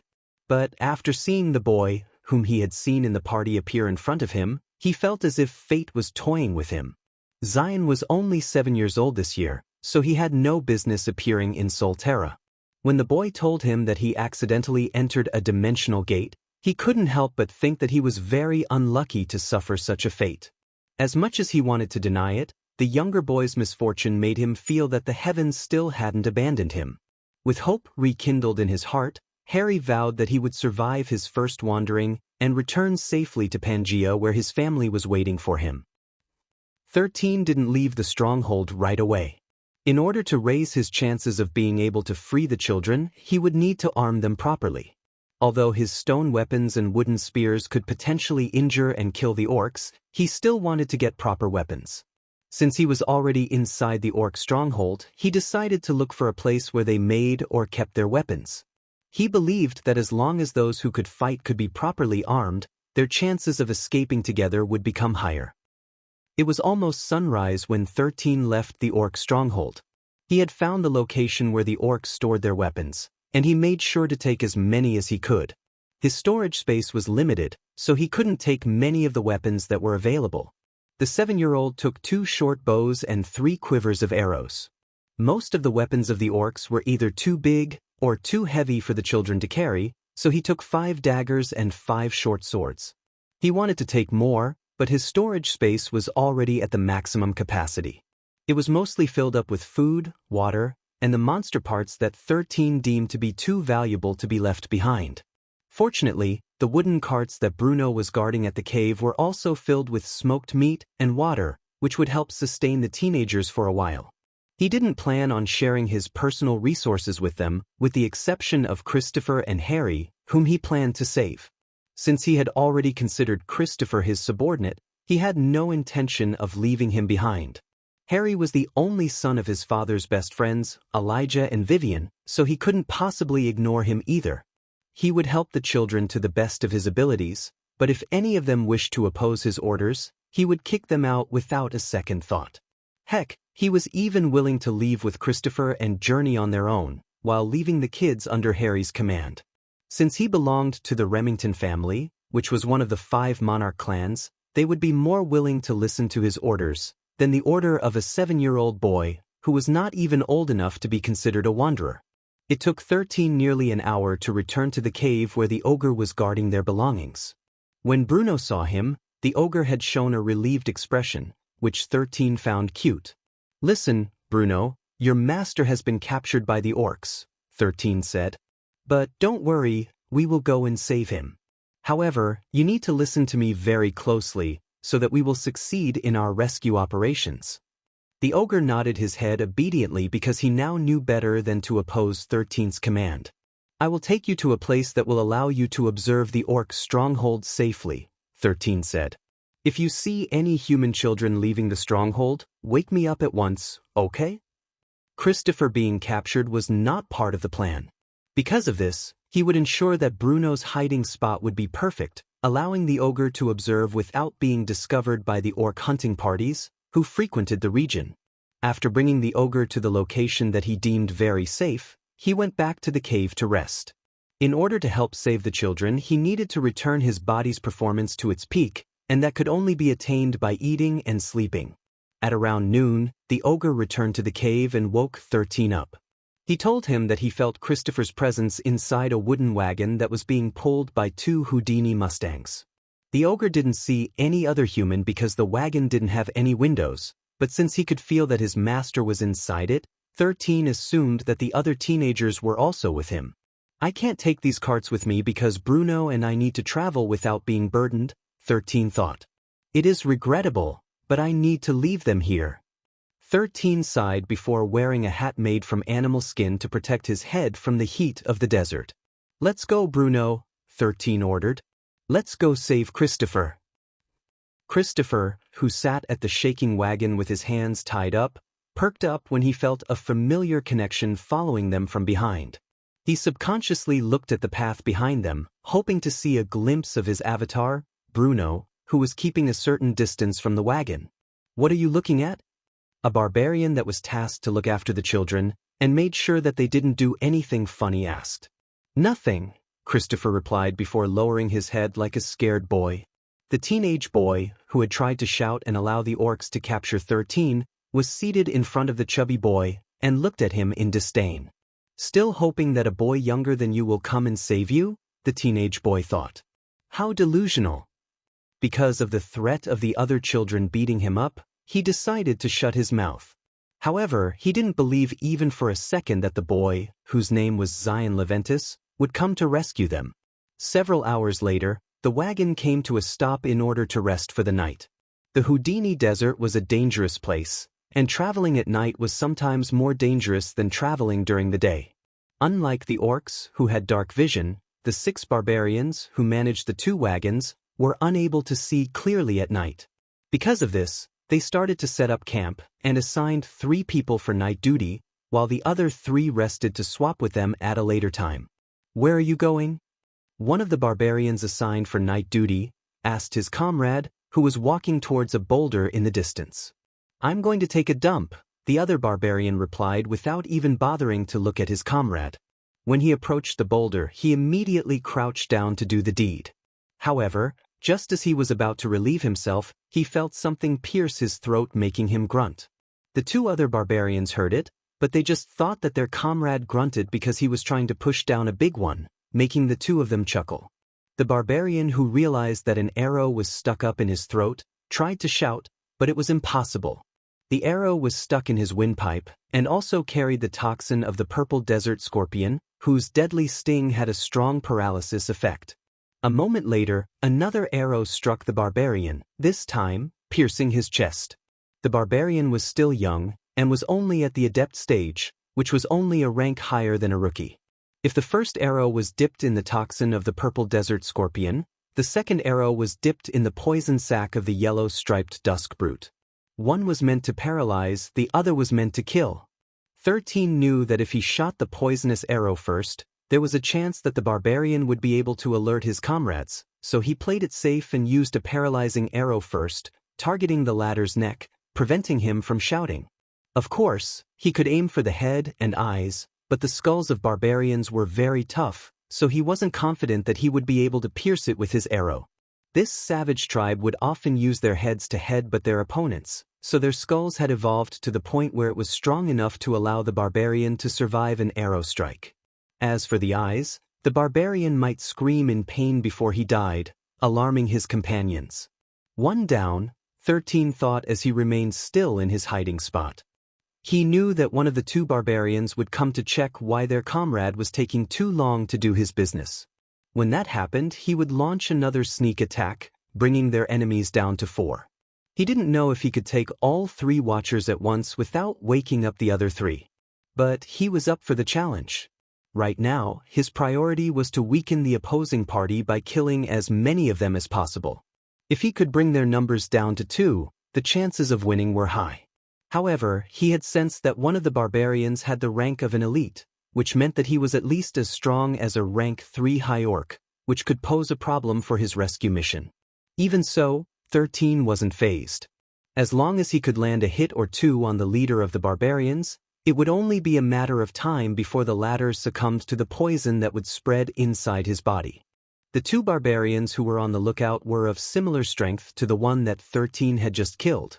If he had to make a guess, they were in their late teens, and would probably grow stronger once they get older. But they wouldn't have that opportunity.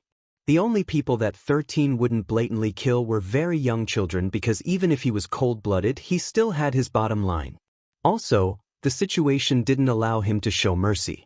He didn't really care about the other teenagers, but he wouldn't allow Cristopher and Harry to be sold as slaves. His goal was still to go to the barbarian kingdom, but he would go there on his own terms and not tied up as a slave. After nearly half an hour had passed, the 2 barbarians thought that their friend was taking too long in handling his business. "You tell him to hurry up," one of the barbarians said, making the latter frown. "How about you go instead?" the second barbarian replied. "I'm not going near that smelly punk." The first barbarian clicked his tongue before standing up. He then walked towards the boulder, while the second barbarian looked at him with a smirk. "Oi, what is taking you too long?" the first barbarian asked as he neared the boulder. "Are you constipated or something?"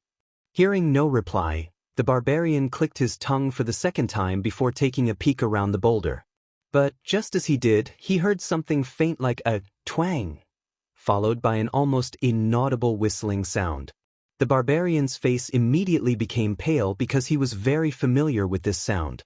But just as he was about to shout for help, an arrow pierced his throat, followed by a second arrow that pierced his chest after a delay of a few seconds. He was only able to grunt once before the paralysis immediately took effect, making him fall on the ground face first.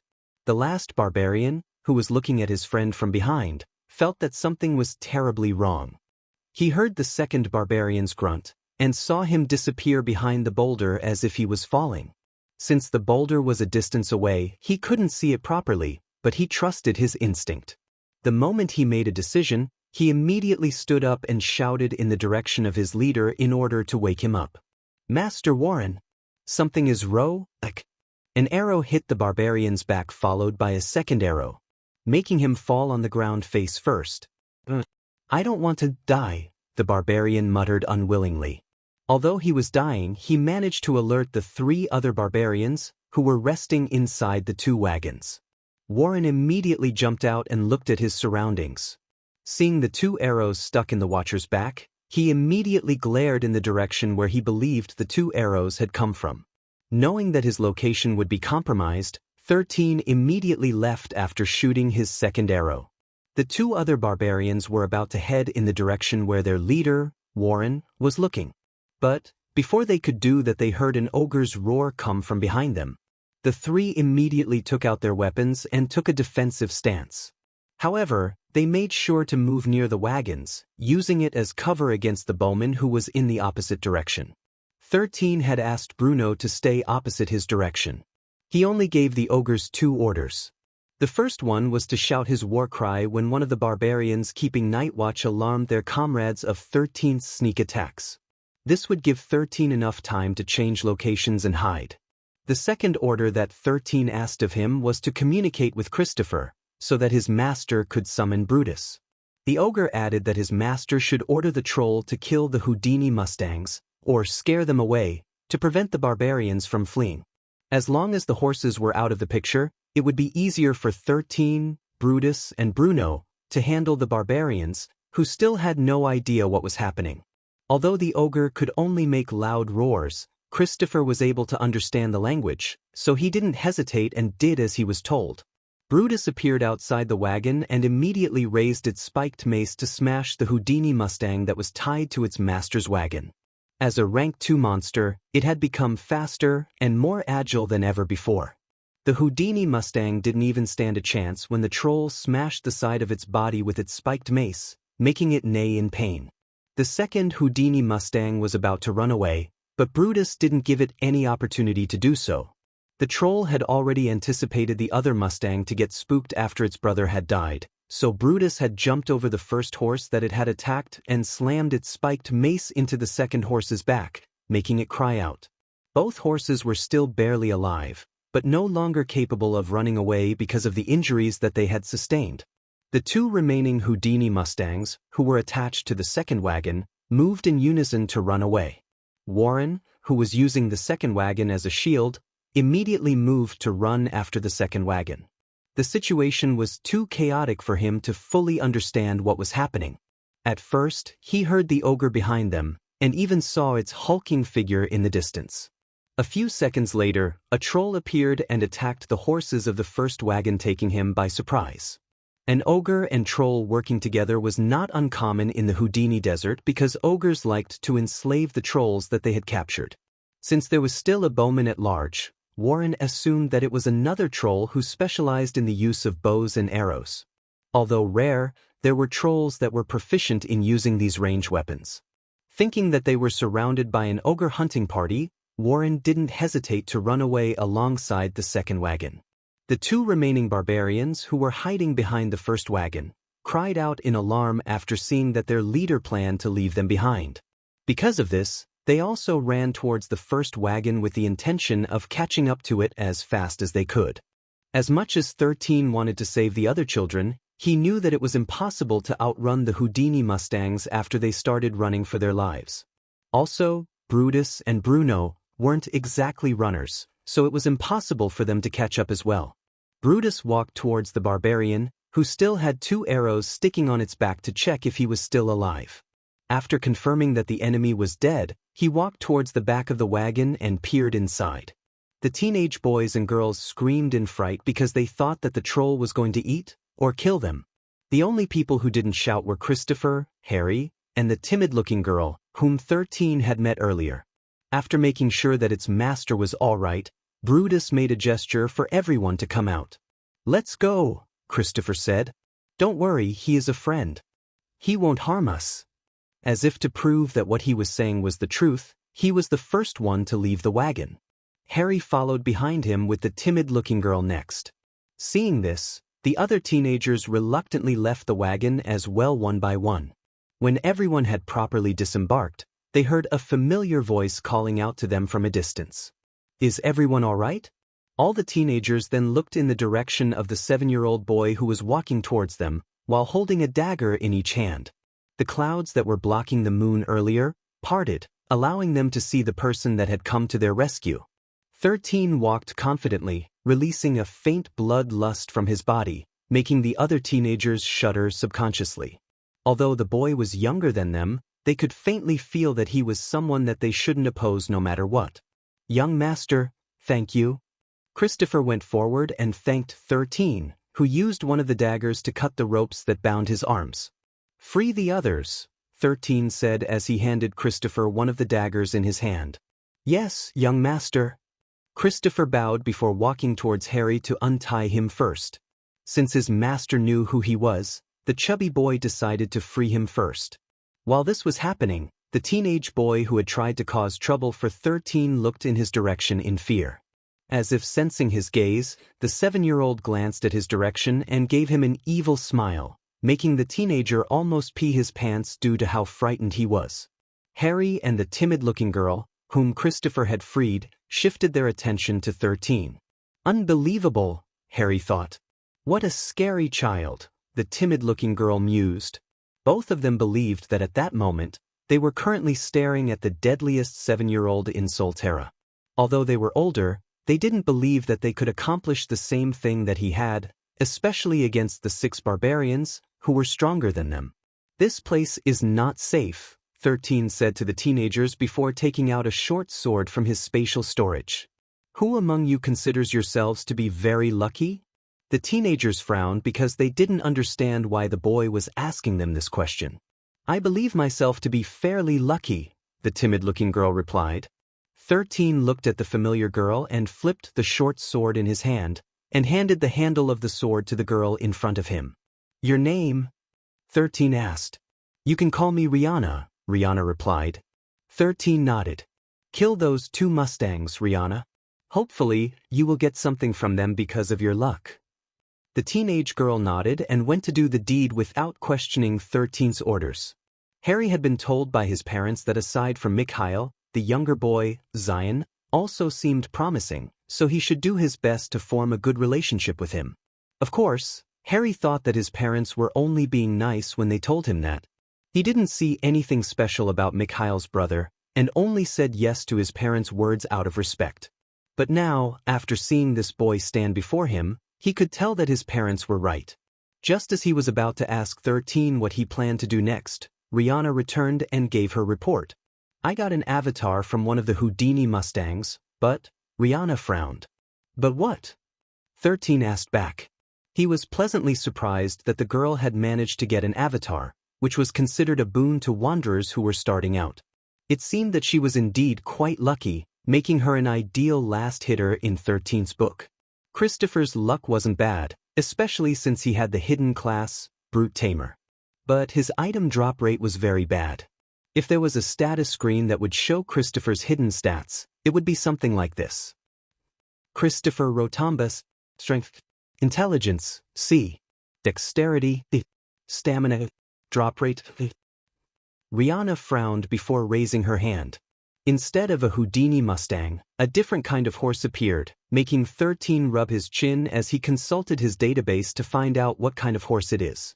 "This is a Black Morgan," 13 said after a few seconds, making Rihanna's eyes widen in shock. It's a mutated horse breed that is extremely rare. Tell me, does it have the evolver skill? It does, Rihanna replied. How did you know that this is a Black Morgan? I am from the Leventis family, 13 replied. 13 didn't plan to explain how he knew about the name of the mutated horse, so he simply said that he was from the Leventis family.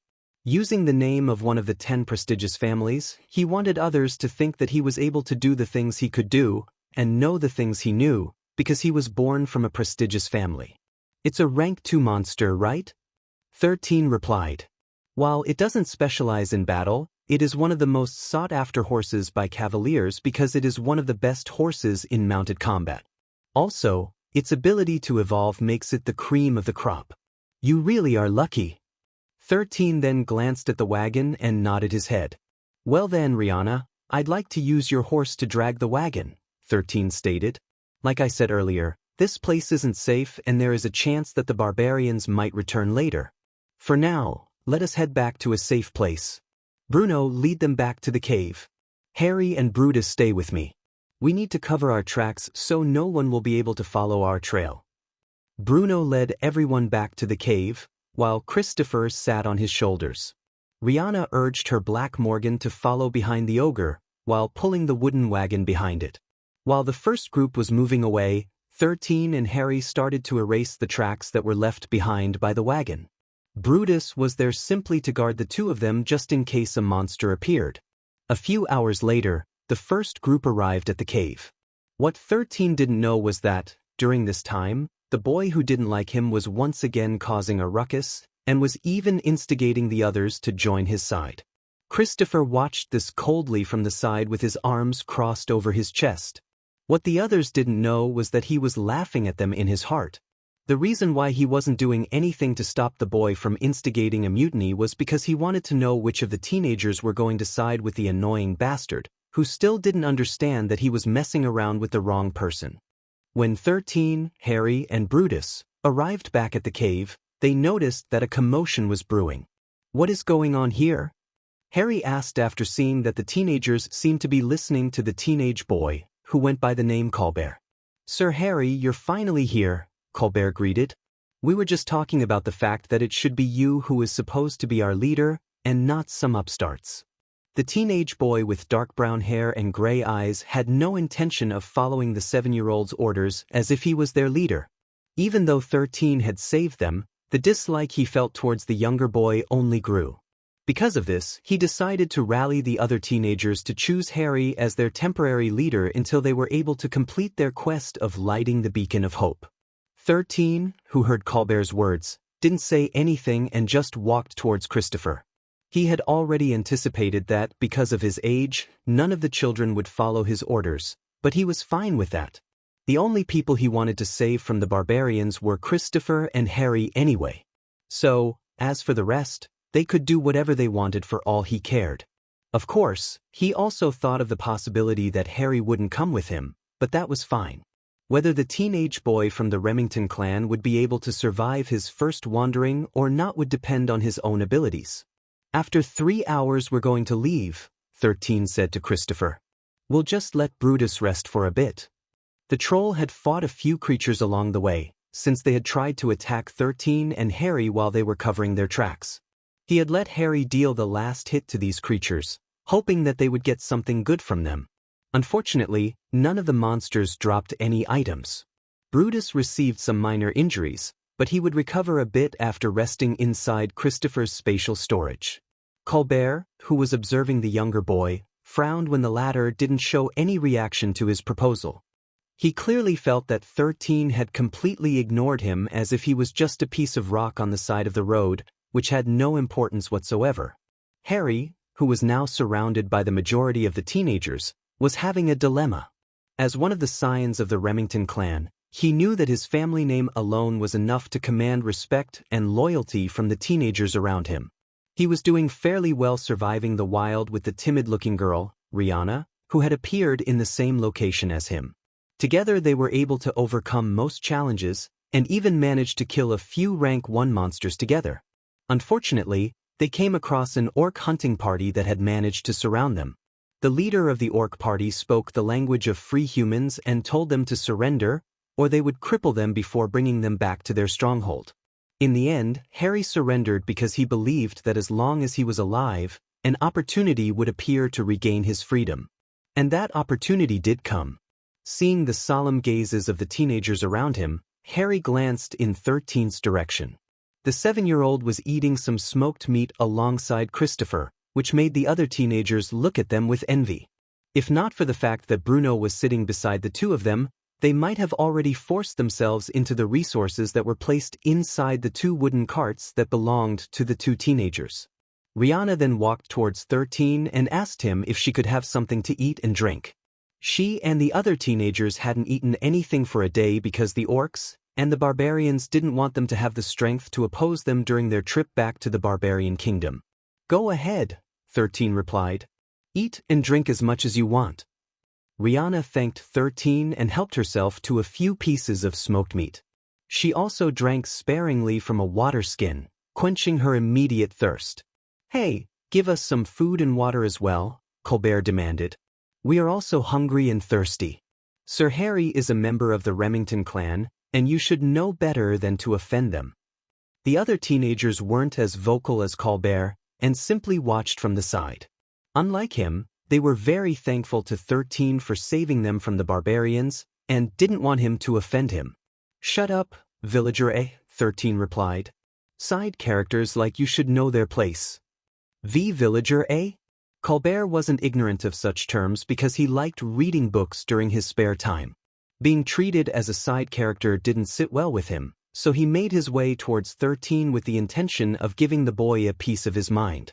But before he could even come close, Bruno stood up and grabbed the annoying boy with his right hand. He then lifted Colbert up and roared, sending spittle flying on the boy's face. Perhaps out of fear, the boy lost control over his bladder and started leaking, making the ogre look at him in disdain. "You better behave," Cristopher said in a cold tone. "The young master is a very merciful and benevolent person. But I'm not. One more word from you and you'll be Bruno's lunch." After his master finished saying his threat, the ogre tossed the boy in his hand to where the other teenagers were gathering. 13 gave Cristopher a thumbs up in his heart because the chubby boy was showing his loyalty to him. "Good, saving you wasn't in vain," 13 thought as a faint smile appeared on his face. Harry, who saw this, frowned because he also didn't like how Colbert was pushing his weight around using his family name. Still, unlike the arrogant boy, he wasn't an ingrate and knew that he owed 13 a favor by helping him escape from the possibility of becoming a slave by the barbarians.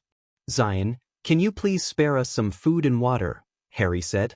"We are very grateful that you saved us from the barbarians and hope that you can extend your generosity to us once more." "Okay," 13 replied. "You can take half of the resources in this cart and also have the wagon if you like." "Thank you, I will remember this and repay you back in Aldebaran." "You should. Also, can you ask Uncle Elijah to give our family an attack helicopter as compensation for saving you?" "I'll tell him about your request, but there is no guarantee that he will agree to it." "Okay." Harry did everything in his power to stop his lips from twitching after hearing 13's request. Although he didn't know if his life was worth an attack helicopter built by the best engineers of the Remington clan, he had a feeling that his father would do his best to make it happen. He was lucky to have a loving family, but for Zion to use this incident to extort a helicopter from them made him feel conflicted. 3 hours later, the 7-year-old boy who had taken a nap slowly opened his eyes. It was time for him and Cristopher to continue their adventure and find more information about the Beacon of Hope.